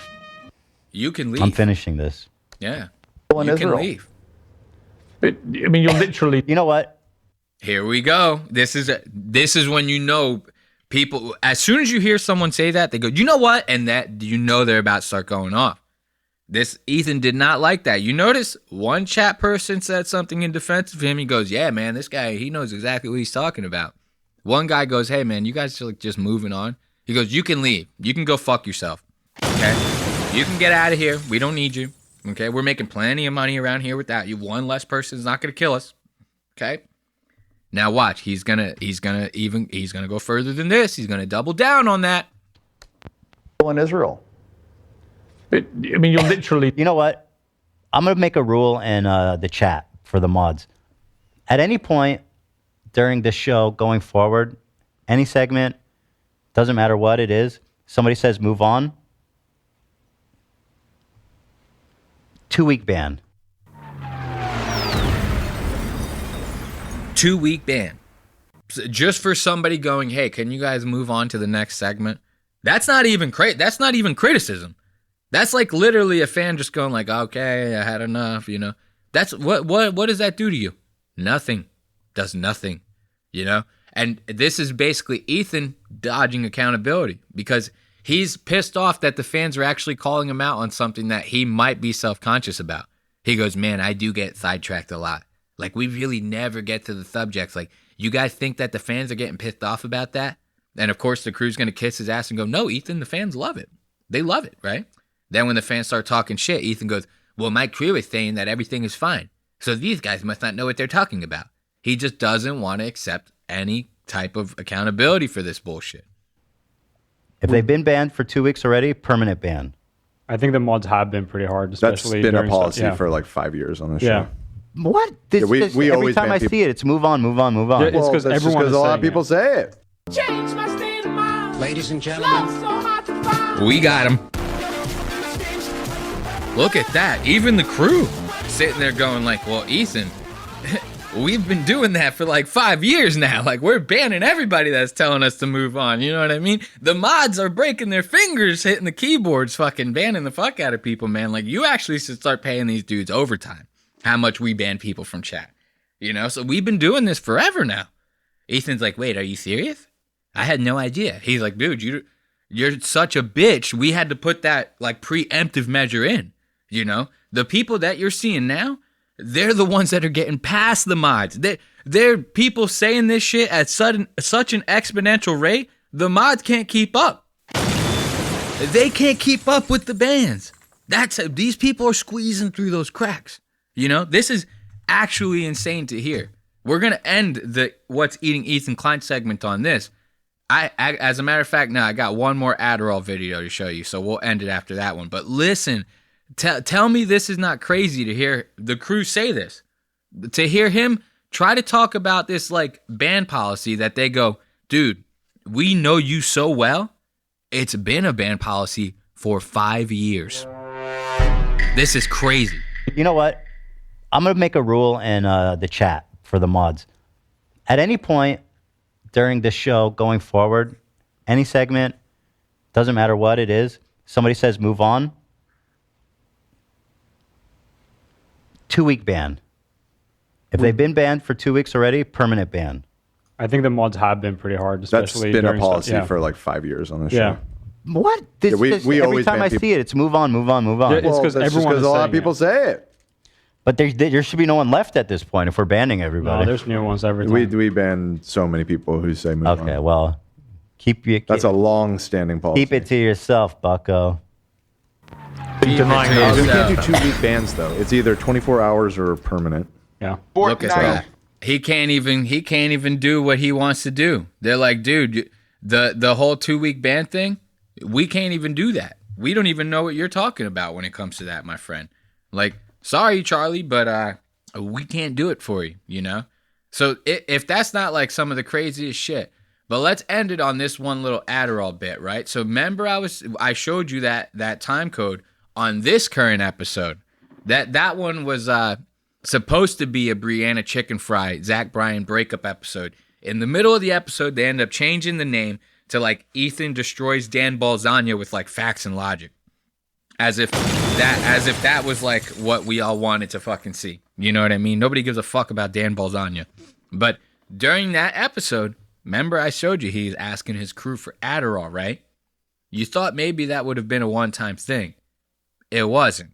This guy ends up going again to ask his crew for more Adderall in the next episode. Watch this. Okay. Did you bring Adderall? What the fuck is that? Look at this guy's fucking face. This guy is hurting.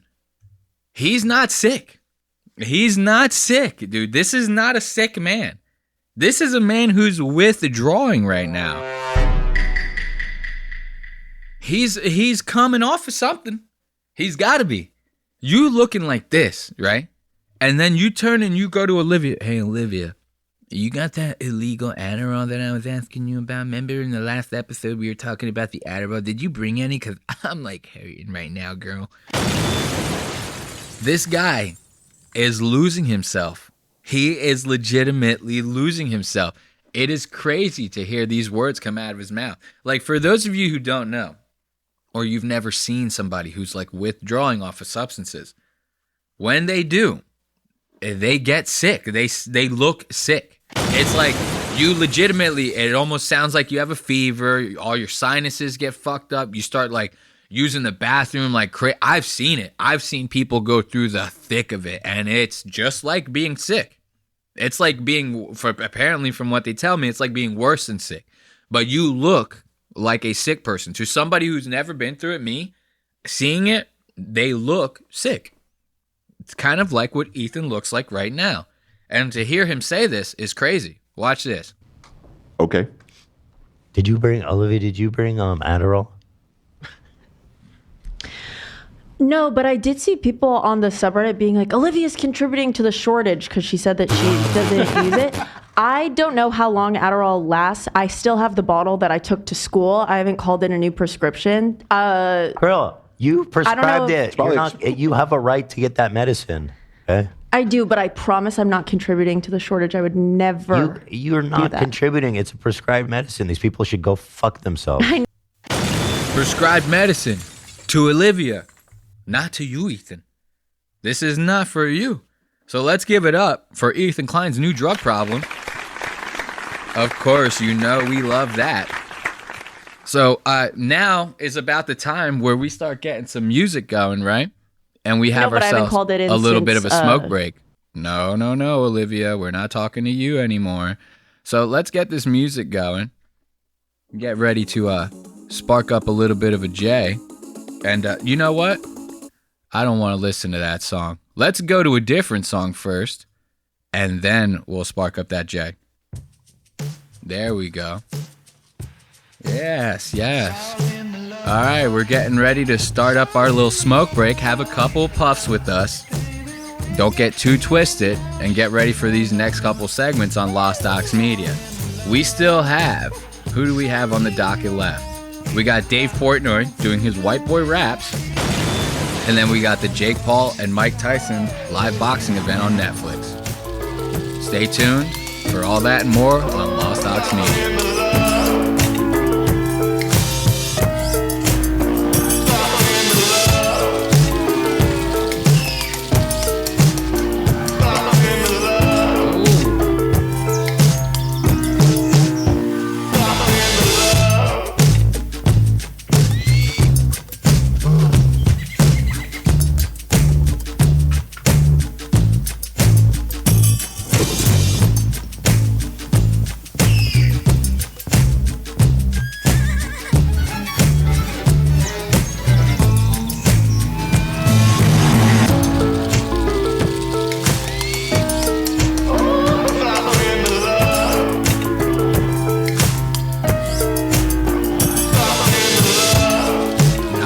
Little smoke song, eh? I like that little drony type beat, you know, drones out a little bit. Very nice. Ooh, let's listen to that.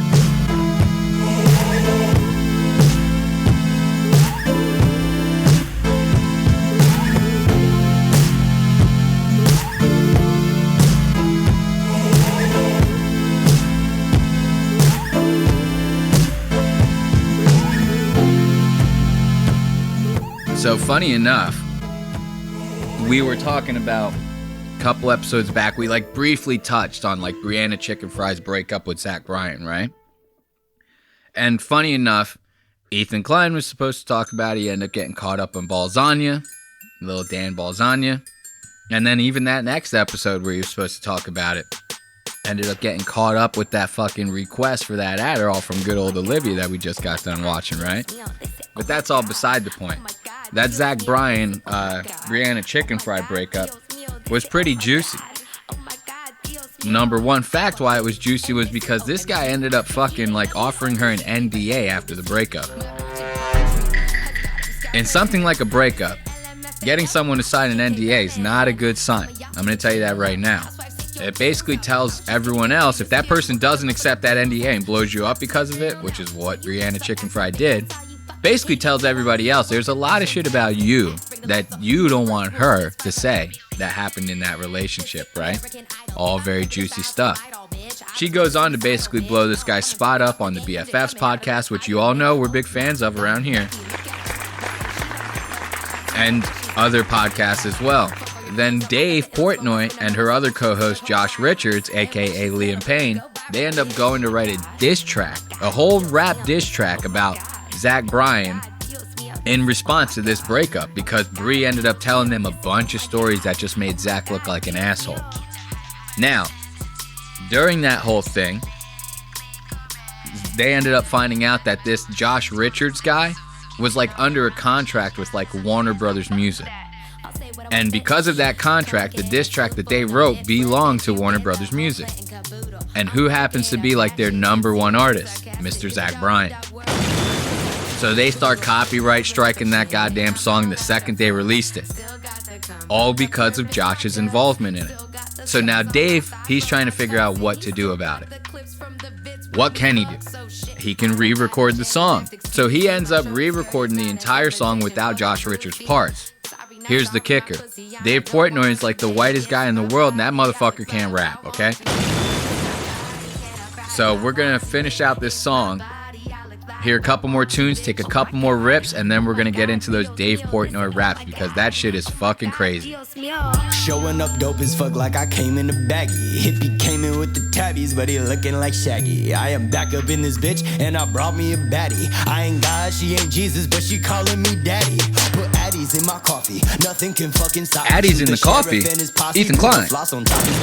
My boss was awfully bossy, so I scalped him like a Nazi. His go ride me like Ferrari, bitch, I'm cocky, Futanari. Ooh. The life of the party, I got it wrapped up like I'm doing Shibari. I brought me the tabs, no, not for guitar and about to get gnarly. The orgy is sloppy, don't get that shit on me. The jacket on my one more rip, and then we're getting back into it. Be getting that mommy tsunami like, ooh, bitch. Search up, boys be lifting their shirts up. Mommy be getting her skirts up. Going and getting this dirt done. Sorry, your feelings is hurt, bruh. Baby be getting them worked up. We finna, we gonna get it turned up. All night long, just hold right on like, oh my god.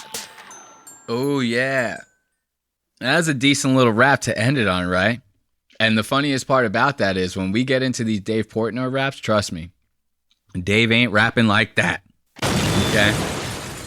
Wait until you hear the way this guy raps. He can't say a single bar on his own. He has to get somebody else in the booth to say the bar like 3 times on beat so that he can like somewhat get the cadence and then put that up to use. He can't even do that. Look at this asshole. How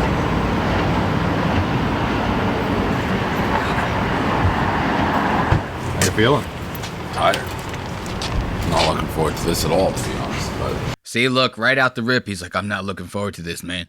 He's like, I'm not a rapper. You know, I'm not a rapper like that, so I shouldn't be out here doing this. Now watch what he does the second they get into the booth. In here? Okay. What's going on? What's going on? You ready to go? Mother. This asshole spills his fucking coffee all over the goddamn plate. The second that this is gonna be a shit show of a rap session. This guy, as soon as he walks into the studios, tens of thousands, maybe even hundreds of thousands of dollars worth of equipment in that bitch. This guy spills his fucking iced coffee all the fuck over the goddamn place. Watch this shit one more time before we get into the way he raps. Okay. What's going on? What's going on? You ready to go? Look at this. Motherfucker. Look at this asshole. Come the fuck on. The producer's like, bro, you fucking up my goddamn J's, motherfucker. This guy's got a brand new goddamn pair of Jordans on. This guy spilled iced coffee all the fuck over him. He's supposed to goddamn record this guy now. We have another coffee for you. What an entrance. That's about like my energy. Let me do it. You got songs to make. You got hits to record. We got a schedule. Look, now they're like, yo, let us do it, man. We're going to take care of you, bro. You got songs to make, man. You about to go in there and start dropping like real hot fire. All right? You do that shit real nice. This Zach Bryan goddamn diss. Wait until you hear Dave Portnoy is hands down the whitest man on planet Earth. Rolling, go for it. You gotta admit this is fucking hard. That is hard. That's gas. Oh shit, I didn't see it. It's heavy. Yeah, it's real heavy. Itty zitty zack, itty. So we'll just go over and over. Itty zitty zack. Itty bitty Zach. Itty bitty Zach. Itty bitty Zach. Itty bitty Zach. Itty bitty Zach. Itty bitty Zach. Itty bitty Zach.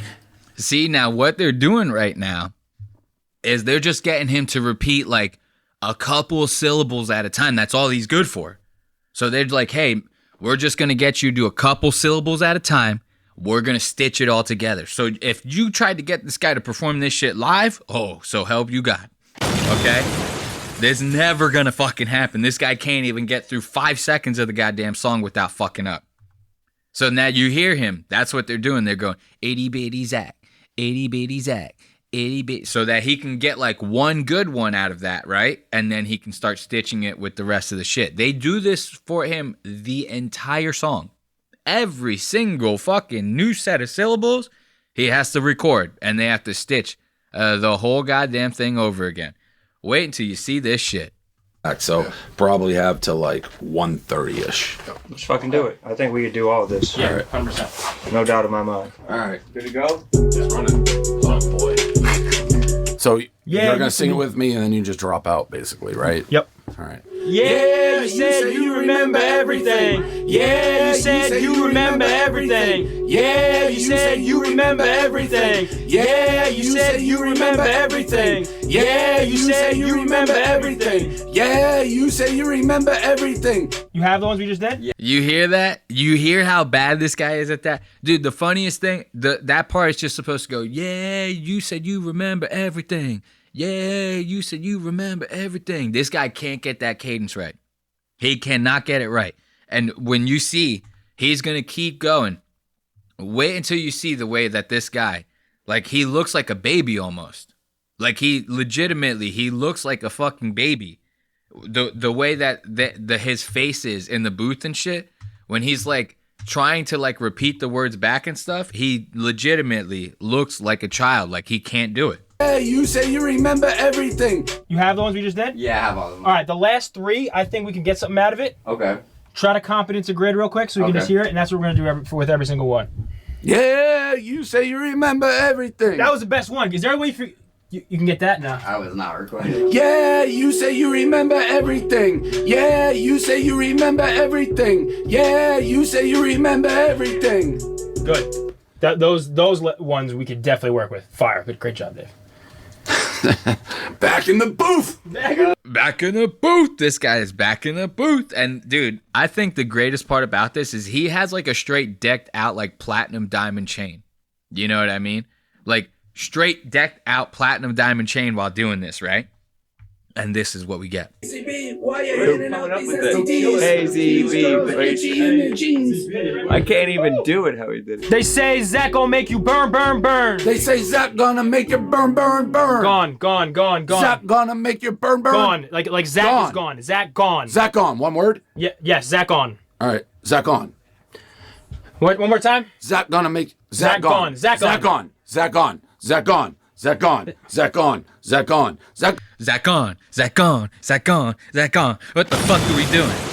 This guy cannot rap, dude. This is Gonna crazy. make you burn, burn, burn. Zach on. Doctors for their expertise. They say Zach gonna make you burn, burn, burn. They say Zach gonna make you burn, burn, burn. Gone. Dude, the kid's getting fucking frustrated. He's like fed up with Dave.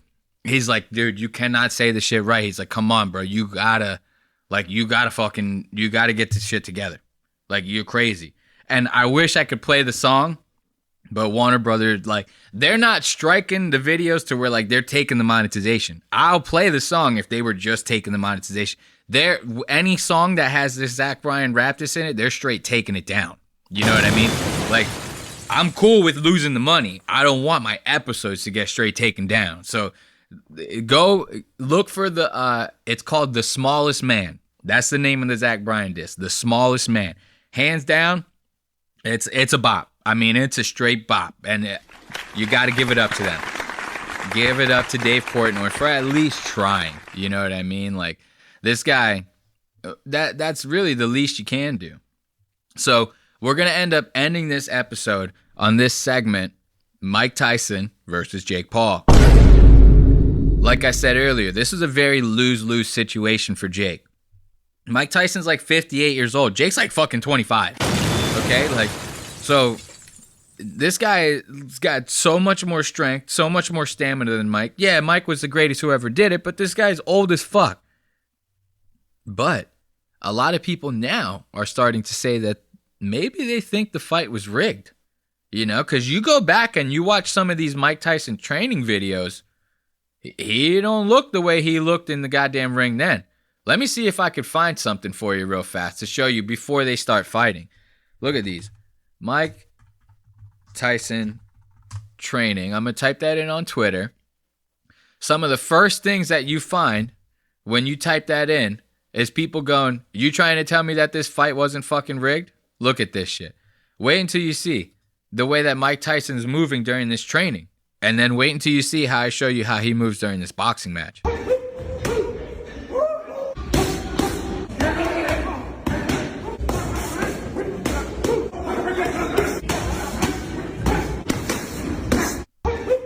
Now, that's some goddamn heat, man. That shit's coming down. You getting fucking bombarded. That 58-year-old man comes at you. I don't give a fuck how young you are. You getting fucking smacked, dude. Like the way he was hitting those goddamn pads, it was like crazy. Like the way that shit was going down. I want you to keep that in mind when we're going through these time codes, all right? Because this shit is wild. Before we get into the actual fight, I wanted to show you guys these entrances. This is going to be Logan Paul and Jake Paul coming in together as brothers, man. Logan's like, of course I won't miss the opportunity to, help promote my brother and be with him during his time of need in this Mike Tyson fight. You know what I mean? This entrance is all to try to beat up a 58-year-old man. Let's not forget that. Watch this bullshit.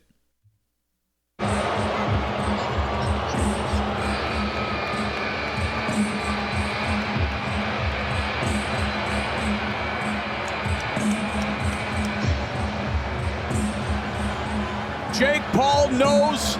Look at these assholes, dude. What the fuck kind of bullshit is this? Look at Logan over here. How to make an entrance. This guy he thinks he's like the coolest fucking guy in the world. And you have his brother over here. Looking absolutely out his goddamn mind. This, once again, it's all just to fight a 58-year-old man. I don't give a shit if he's Mike Tyson. This is what I find so crazy about this. And why I was like I was so fast to make fun of Jake for this. Is because it doesn't matter if it's Mike Tyson. He's retired and old. Like, Jake legitimately thinks that like this fight is going to finally make the world accept him as a boxer. Because even though, don't get me wrong, this motherfucker's got hands. I don't want to step in the ring with Jake. I'll be real with you.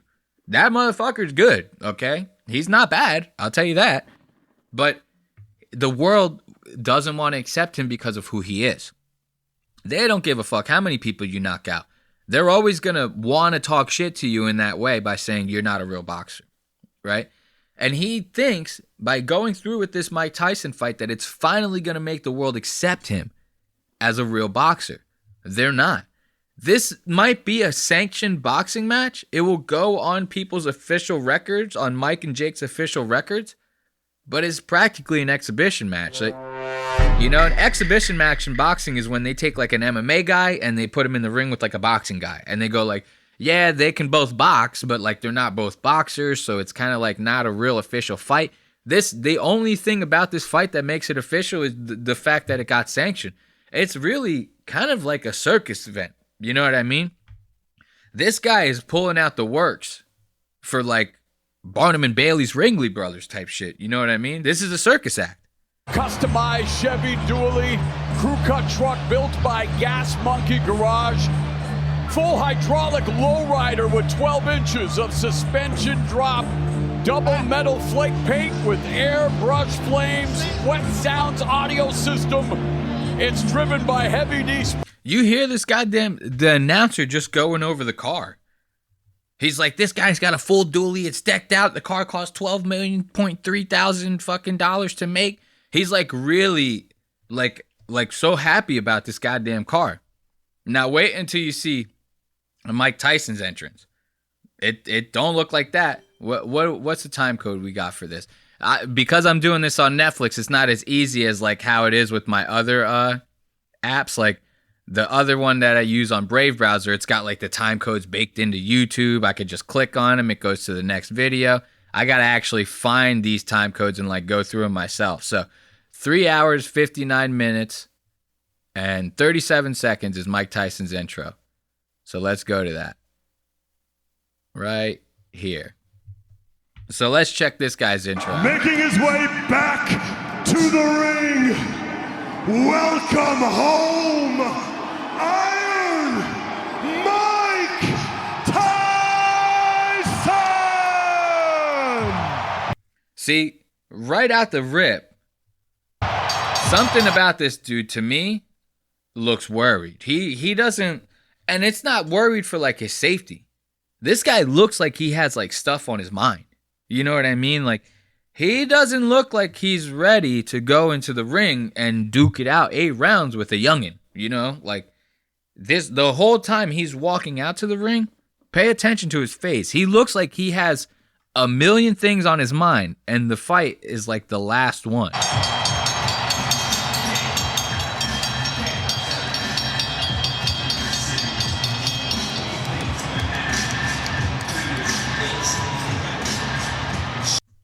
It's almost like he doesn't want to look at the camera.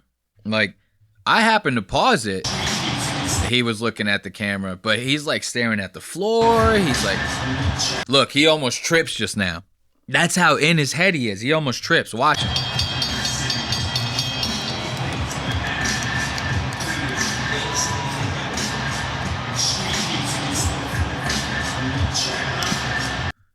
My man is real in his head. Now, what is he in his head about? Because I'm telling you, after watching that training footage, it ain't the fight. He's not worried about the fight.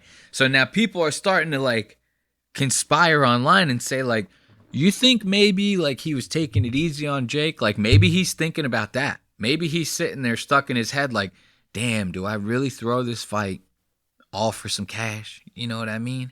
And apparently, from what people are saying, this guy is in debt prior to the fight. So he really needed this money, you know? Did he do it for the money? I don't know. The fight seemed very suspicious. You're going to see this guy, like, the whole time, all the announcers are like, I don't like his legs, man. I don't like his legs, man. This guy's legs are, like, kind of looking crazy right now. They're like, I don't like the way he's moving. You know, he could be moving better. And they're kind of right. Like, they're not wrong. He's very slow. Maybe like the first 3 rounds he comes in like a little hot, but you could see he's not boxing the way he was in that training video. I'll tell you that. And same thing goes for Jake. Jake, there's a number of times you'll see throughout this fight that Jake probably could have taken advantage of Mike during the fight and he chose not to. So let's check out. This is round 1. This is the first punch is being thrown right here. Let's check it out. Dad broke down in tears when he told him he was going to face Mike Tyson. We are putting the real in surreal, and Tyson in his trademark coming out fast, or how fast he can be at 58, Roy Jones. He's very fast at 58 still, as you saw. Look, Mike, he's struggling. He's like, I don't want to bite his ear, man. He's like fighting for his life to not rip the fuck out of Jake's goddamn ear, right there on the spot. He wants to do it so bad, and this is a man that's struggling with his inner demons. Look at how close that ear is. It's right there. It's right there. And Mike could go for it if you... And... He's still Mike. I'm just wondering how much can these legs take chasing Jake around the ring like that. Again, these are 2-minute rounds. Tyson.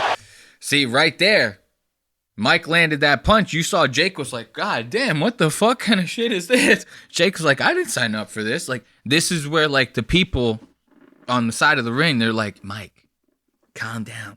They're like, if you hit him too hard, we might not get paid, bro. Like, you gotta take it easy. You end up actually killing this kid. We don't get the money. Netflix, there's like a big clause in the contract for that. So they're like, Mike, you know, calm that shit down. We don't need that. Watch how he hits this guy. He fucking like really like, and it's you see Mike, it's a light one. Mike's like, you know, just taps him. Jake's ready to fly out the fucking ring. He's still Mike. I'm just wondering how much can these legs take chasing Jake around the ring like that. Again, these are 2-minute rounds. Look at that. He's like, God damn, Jake staggered back on that one. Tyson requested the 2-minute rounds, wanting to see more action. He just landed the overhand right, testing the beard. See what I'm saying? Right now, Mike's putting some pressure on this guy. Like, and they get some good back and forth. It's not like Jake just doesn't defend himself the whole time. But it's, once again, I don't know if I'm like falling into the conspiracy of like it being rigged or not. Because after seeing those training videos, it's like, come on, you know, is it rigged? You know, was the election rigged? Is Mike Tyson's thing rigged? Is everything just rigged now? Like if you have a job and somebody else gets a promotion over you, is that rigged? You know, I think everything just might be rigged now. I don't think that there's like a stitch of truth in any type of decision that ever has to get made with anybody. Okay? Like, it's everywhere I go. Conspiracies are coming true. The president's not who he says he is. The Mike Tyson's throwing the fight. It's like everywhere you go, you know? So I think there might be some truth to this. Who knows? But this was I thought was funny. What we got? 4 hours, 10 minutes, and 40 seconds. This fucking announcer, right? 4 hours, 10 minutes, 40 seconds. Sorry, I got to repeat that. It's having to do the time codes by myself is not fun. Dude, so this is something I thought was funny. One of the announcers, the whole time he's saying, I don't like Mike's legs. I don't know if I like Mike's legs right here, you know? And it's hilarious because you hear it once and you're like, okay, he doesn't like Mike Tyson's footwork. But then he just keeps going. It's like every other time this announcer opens his goddamn mouth, he's like, I don't like Mike's legs. He's like obsessed with Mike's legs in this goddamn fight. And it's just funny to hear, especially because it's like Roy Jones Jr. He like sounds like retarded. He's gotten hit so many times in the head. So to hear him like do this like Bubba Gump where he's like, I don't like his legs, man. I don't really like his legs. Sounds like he's like shutting off in the middle of talking. Just a little while ago, I don't like that at all. Me either. Mike. Or excuse me, Roy, which, hey, it beats biting ears, right, Roy? Yeah, it does, but Jake missed it with a mean uppercut just a little while ago. I don't like that at all. Me either. And Paul, tempting fate with his hand flow.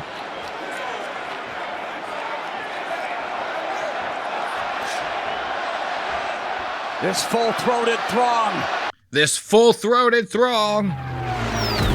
That's a new saying you hear ever since Trump said that. He's like, I got the full support of the party, full-throated. Now that's like a huge, I'm hearing the term full-throated all over the goddamn place. It basically just means someone fully endorses you out loud. Like they just say it out loud. Full-throated. Screaming Tyson.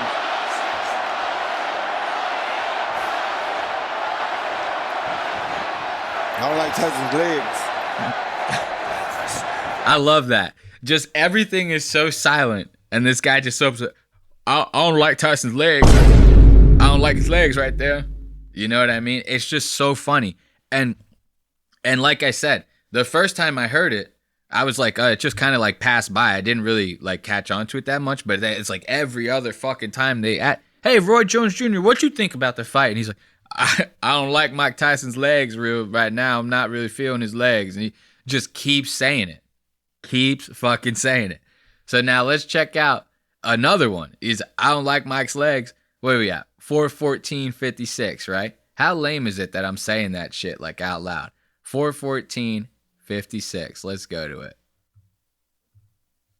All right, let's hear this. Again, he goes with the goddamn legs. I don't like his goddamn legs in this one.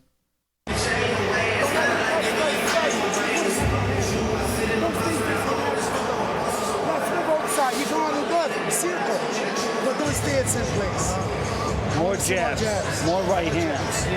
Yeah, more jabs, more right hands. So now Mike Tyson's crew is in the corner. They're like, you got to hit him with more jabs. Got to give him more right hands. Like after like the second or third round, Tyson started falling off. You know, he's getting kind of gassed. So maybe it wasn't a conspiracy. Maybe he really did get gassed out. I mean, those training videos were only like 15 seconds long. So maybe he's like really, his tank is like not as big as it used to be. But this is where this announcer comes in. Again, this is the second one. I don't like his legs. You see Jake Paul land a beautiful jab with right hand first. Right there. And knock Mike off balance 2 times. And Mike was highly off balance right there. I don't like how his legs look. Something wrong with the mouth gear. I don't like how his legs look. Something wrong with the mouth gear. Now that mouth gear part is funny. I didn't time code it, but Mike Tyson, he's had this tick, like when he's boxing. If you followed his fights, all throughout his career, right as soon as he starts putting his guards up, he starts like biting his gloves. He like always bites his gloves. This Roy Jones Jr.'s guy, he's like half retarded, so he keeps going like, oh, Mike keeps like having to mess with his mouthpiece. I don't like that. And the other announcer is like, no. Mike has been doing that for like his whole career. It's like a tick of his. He's always been doing that. And the guy, Roy, won't let it go. He goes, nah, man, I'm telling you, there's something wrong with his mouthpiece. It gets to the point to where the guy's like, look, man, he says it live on air. He goes, I'm not trying to start an argument with you, but I'm telling you, ask Mike Tyson's son. He's got a fucking tick. He's been biting his glove since the beginning of his career. The guy's like, I don't know, man. I'll tell you what else, though. I don't like his legs. You know, like he just keeps going with his legs and the mouthpiece. I just thought that was funny. You got to give it up for Roy Jones Jr. for being, you know, this guy's like going through dementia. He's like Muhammad Ali level dementia right here. You know what I mean? Now he says it again. We're going to get, look, another one. 4 hours and 16 minutes in. What are we at? Look at this. This is gold right here. Another one. I don't like his legs. Has Paul more than doubling Tyson in total punches landed? Roy, you fought Mike Tyson at 54. What do you think he needs to do? So now the other announcer girl, she goes, Roy, you fought Mike Tyson when he was 54 years old, right? What do you think Mike Tyson needs to do right now to turn this fight around? Because like I said, he starts falling off after like the second or third round. Now this is Roy Jones Jr.'s response. What do you think he's going to say? You think he's going to talk about the legs? Maybe. Well, he's not the same now as he was at 54. His legs don't look nearly as good as they did when I fought him. So his legs look like they've gone down a lot. See that right there? He didn't do that against me. I didn't see much of that. His legs are going down a lot. You know, since I fought him, when I fought him, his legs, they were good. I liked his legs back then. Right now, I don't really like his legs. Now watch this. This is what I thought. Now from this point on, you just start seeing these like little weird little funny ass moments throughout the fight. Like watch this. I was like flabbergasted. I was like, what the fuck is Jake's corner guy doing to him right here? Like this shit was crazy. Watch. Wait, 4:17:40. Let's see. We gotta go back a little bit more right here. Wait until you see this. Look at watch what Jake's corner guy does. This shit, I was like, what the fuck is this guy doing? Look, watch. I'm going to zoom in a little bit. Watch, you're going to see. You see right now, you can see it. Jake's corner guy, he's got his hand right in his waist. He's like, what? And he's grabbing him. But you think like maybe he's just grabbing him to be like, to shake him up a little bit. You know, he's just grabbing whatever because he doesn't have a shirt on. He might like be grabbing him to be like, you gotta be a monster in there, kid. You guys remember that old that old boxing coach? I think it was from like Rocky. He's like, you gotta kill him in there, kid. You gotta be a monster. So he might be grabbing his waist to shake him up a little bit, right? Or maybe there's something else. Feet out. Kick your feet out, brother. There you go. Look, this guy, he starts fucking spraying water all over Jake Paul's balls. I was like, what the fuck is this guy doing? And he keeps going. They're all trying to like make Jake feel better. This guy is spraying water all over his balls. He's like, my balls is hot, man. Look, some on the head. Some on the head. You control everything. See, like, I was like, yo, is that a thing in boxing? I didn't know that. I didn't know that they just spray your balls down like that. Look at this one more time. This guy, full blown, rips that shit open, just starts spraying down Jake's balls. You hear the other guy in the background. He's like, make you feel good now. Yeah, it's gonna make you feel real good now. You got that water on your balls like that now, Jakey boy. You know? I thought that was funny. You know, I didn't even know that they were something that they do in boxing, you know? So we're going to end up getting on to like the final time codes because we're running out of time for this episode. Basically, Jake, he just starts toying with them for the rest of the fight. I'll show you just a little bit of that just so you could kind of see what I'm talking about. So right around like 4 hours, 22 minutes, something like that. This guy, you're going to see Jake's basically just messing around with him. Mike's real winded, and this is basically what cost Mike the fight. Thanks. Good luck. Using the jab to break down Tyson. 40 seconds left in the sixth.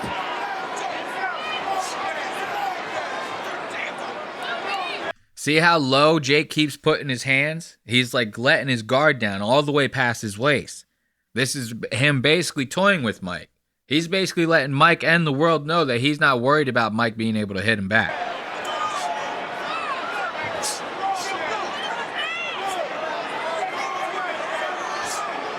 See how weak that jab? He goes, so he's like either fucking with them or they're like purposely throwing the fight together. I don't know. This is the kind of shit that people have been conspiring against. People have been like, yo, this fight is bullshit. People put a lot of money on this goddamn fight. You know what I mean? So, people wanted to see a show. They didn't get it. Nobody got knocked out. I think maybe Mike Tyson got knocked down like one time, if I remember correctly. But it wasn't anything crazy. It was like he got hit and basically like tripped over his own feet. It wasn't like one of those like where you get like a real knock and this guy's like almost out cold. It wasn't something like that. So like I said, people have been very, very suspicious of this fight. So it ends up with Mike Tyson losing. We're going to show you that decision right now because during the decision, we end up finding out who the real star of this whole entire fight is. You know what I mean? And you think it might be Jake, you think it might be Mike. And if you thought that, you'd be wrong. So let's go to this time code right here, and we can finally check out the decision. After 8 full rounds, we go to the judges' scorecards for the official decision. Judge David Yakubuchi sees the contest 80-72. While judges Lawrence Cole and Jesse Reyes see it 79-73, declaring your winner by unanimous decision, Jake El Gallo Paul! Okay. I'm disappointed in myself because I was lighting a J while I was doing all this. I want to point this out to you because you might have even just missed it right now. Okay, I almost missed it. I had to actually go back and watch it again. The real star of this whole fight is not Jake or Mike. It's Logan. It's Logan Paul. Okay, watch when you see the decision and they go to start celebrating. Logan, he tries to play it off like he's promoting his brother's new product, W. His brother came out with like this Axe alternative body spray. You know what I mean? And Logan's, Jake Paul's the winner. Logan starts spraying the W, right? You think it's like a promo thing. It's not. While he's doing that, pay attention. Logan smacks the back of Jake's brim on his hat, knocking it off. So now, when Jake's name gets called as the winner, Jake has to bend down to go pick up his hat because he wants that hat to be in the promo shots, right? And the only person that you see from the Logan family, or from the Paul family, is Logan. So yeah, fuck that up. But I find that to be very suspicious. I find that to be a very low thing of Logan. Because when you watch it again, look closely, it's very obvious that he did it on purpose. Watch this. After 8 full rounds, we go to the judges' scorecards for the official decision. Watch. You see, you can't even see Logan right now. You don't even know he's there. He's about to come out the fucking corner with the goddamn can of fucking W spray. You're going to see. You're going to see who the real star of this fight is. Judge David Yakubuchi sees the contest 80-72, while judges Lawrence Cole and Jesse Reyes see it. There he goes. You see him creeping in? Look at him. Look at him creeping in. And look at his face. He knows he's up to something. He's staring at the brim right now. He's staring at it right now. He goes, I can't wait to knock that shit over. Watch this. 79-73, declaring your winner by unanimous decision, Jake. Look it. This is right before impact. He's staring right at the brim. Look at him. Look at him. This is supposed to be your brother? Look at him. He's staring right at it. Sorry, guys, I'm taking rips while I'm doing this. We're about to end the episode, so, I got to take a couple more hits of the schmeat. He's staring right at the brim of the hat. He's like, I'm about to knock this shit over. Now watch, when he does this... Now watch, Jake has to bend down and pick up that hat now. So what Paul brother you going to see when that happens? There you go. Full body shot of Logan. Fuck Jake. It's supposed to be his time. Now look at him staring at his brother. He goes, you gonna pick that up, you stupid bitch? You gonna pick that hat up after I knock you, stupid fucking bitch? Yeah, you're gonna pick it up. And he's even spraying. Look, now he's spraying the spray in his direction on the floor. Yeah, pick that up while I spray you with that fucking spray, you bitch. That's fucked. Watch this again. To 73, declaring your winner by unanimous decision, Jake El Gallo. Jake was like flabbergasted when that shit came. He's like, this motherfucker seriously did this?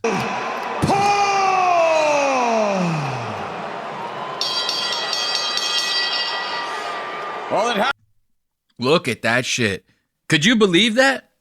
Could you believe that? Well, let's watch it one more time in its entirety, dude. I like to see Logan actually creep back into the screen. Watch this. This is insanity. This is supposed to be his brother. And if he's willing to do this, you know this guy is shiesty as hell. This is his brother's big moment. Cole and Jesse Reyes see it 79-73. Look at that fucking faggot. By unanimous decision, Jake El Gallo. Paul. Give it up for the real star. That's the real star of this Mike Tyson fight. I'm gonna tell you right now. You think that, and you think it's over? You think it's over? No. Watch this. So now after this, they start going on to like speeches, right? They go, hey Jake, you got anything to say? Hey Mike, you got anything to say? You know what I mean? And they start doing some like real cucky shit. Like I think Jake starts going, I want to thank the troops. I want to thank the firefighters. I want to thank just about every type of like official person, you know what I mean? Because they're the real heroes here, you know? He does all this cucky shit. Then they start asking Mike some questions, and then they get Logan involved. Logan uses this as an opportunity to, again, make it all about him. Watch this. I have a Biden fixation. I've heard about that. I don't want to know more. Stay right here, Mike, if you can. Jake, back to you. Did this man surprise you? Was he better than you thought he would be? He's exactly what I thought. One of the greatest to ever do it. He's an icon. He's a legend. So, yeah. But this night's not about me, man. I wanted to give a thanks to all the real heroes, the U.S. military, the doctors, the nurses in the ER, the cops, the firefighters, the farmers, the truck drivers, all the people who make this world go around. Thank you, America. It's the era of truth. It's the era of good. There's a shift in the world, and good is rising. The truth is rising. I'm just honored to be a part of America, and it feels like we're back, baby. Look, how ironic is it that he's having this whole speech? He goes, the truth is coming out. The world's going to be a better place. And then you got this fucking asshole standing behind you. Logan Paul Esquire himself. You know what I mean? This is the guy. This is the guy standing directly behind you. And you giving this speech. Logan's like, he must be like worried. He's like, am I about to catch on fire? The way this guy's talking about how much there's good in the world and stuff like that. Logan's about to like burst into flames in the middle of the goddamn ring. America, it's the era of truth. It's the era of good. There's a shift in the world, and good is rising. The truth is rising. I'm just honored to be a part of America, and it feels like we're back, baby. Mike, back to you. Now that you've actually gone 8 rounds with Jake Paul, what is your assessment of Jake Paul, the boxer? A very good fighter. Do you think he deserves respect from the public? Absolutely. That's pretty cool to hear. Yeah, man, this guy's always had my back. I love him. I love his family, his coaches, Amr, Billy White, Raphael, amazing group of people, and it's just an honor to be in the ring with all of them. Did you try to knock him out? Man, I was trying to hurt him a little bit, you know. I was scared that he was going to hurt me. I'm trying to hurt him, but... You see that cop-out answer? He's basically saying, like, no, I couldn't. He's like, it wasn't in the contract. I couldn't try to knock him out. But now watch, this guy's going to ask Mike, like, you think this is going to be your last fight? What? And if not, what other fights do you think you have planned in the future? And this is where they get Logan involved, and where Logan shows how true and how big of an asshole he actually is. You know, I did my best. I did my best. Mike, could I ask, do you want to do this again, or are you officially done now? I don't know. It depends on the situation. What does your gut say right now? Is this possibly the last time for you? I don't think so. You've got more in you. Now, he goes, I don't think so, right? Now, this guy goes, who would you like to fight? Mike Tyson says, I don't know. Maybe I'll try to fight his brother. Who comes to mind? Well, I don't know. Maybe his brother. Maybe his brother. He's talking about Logan. Now, look at Logan's face. I want to fight Logan. Logan's like, he talking about me? He's like, is that motherfucker talking about me, dog? He better not be talking about me, dog. Now watch Logan's response to this. We just got hearing Mike's a legend. Jake's treating him with respect.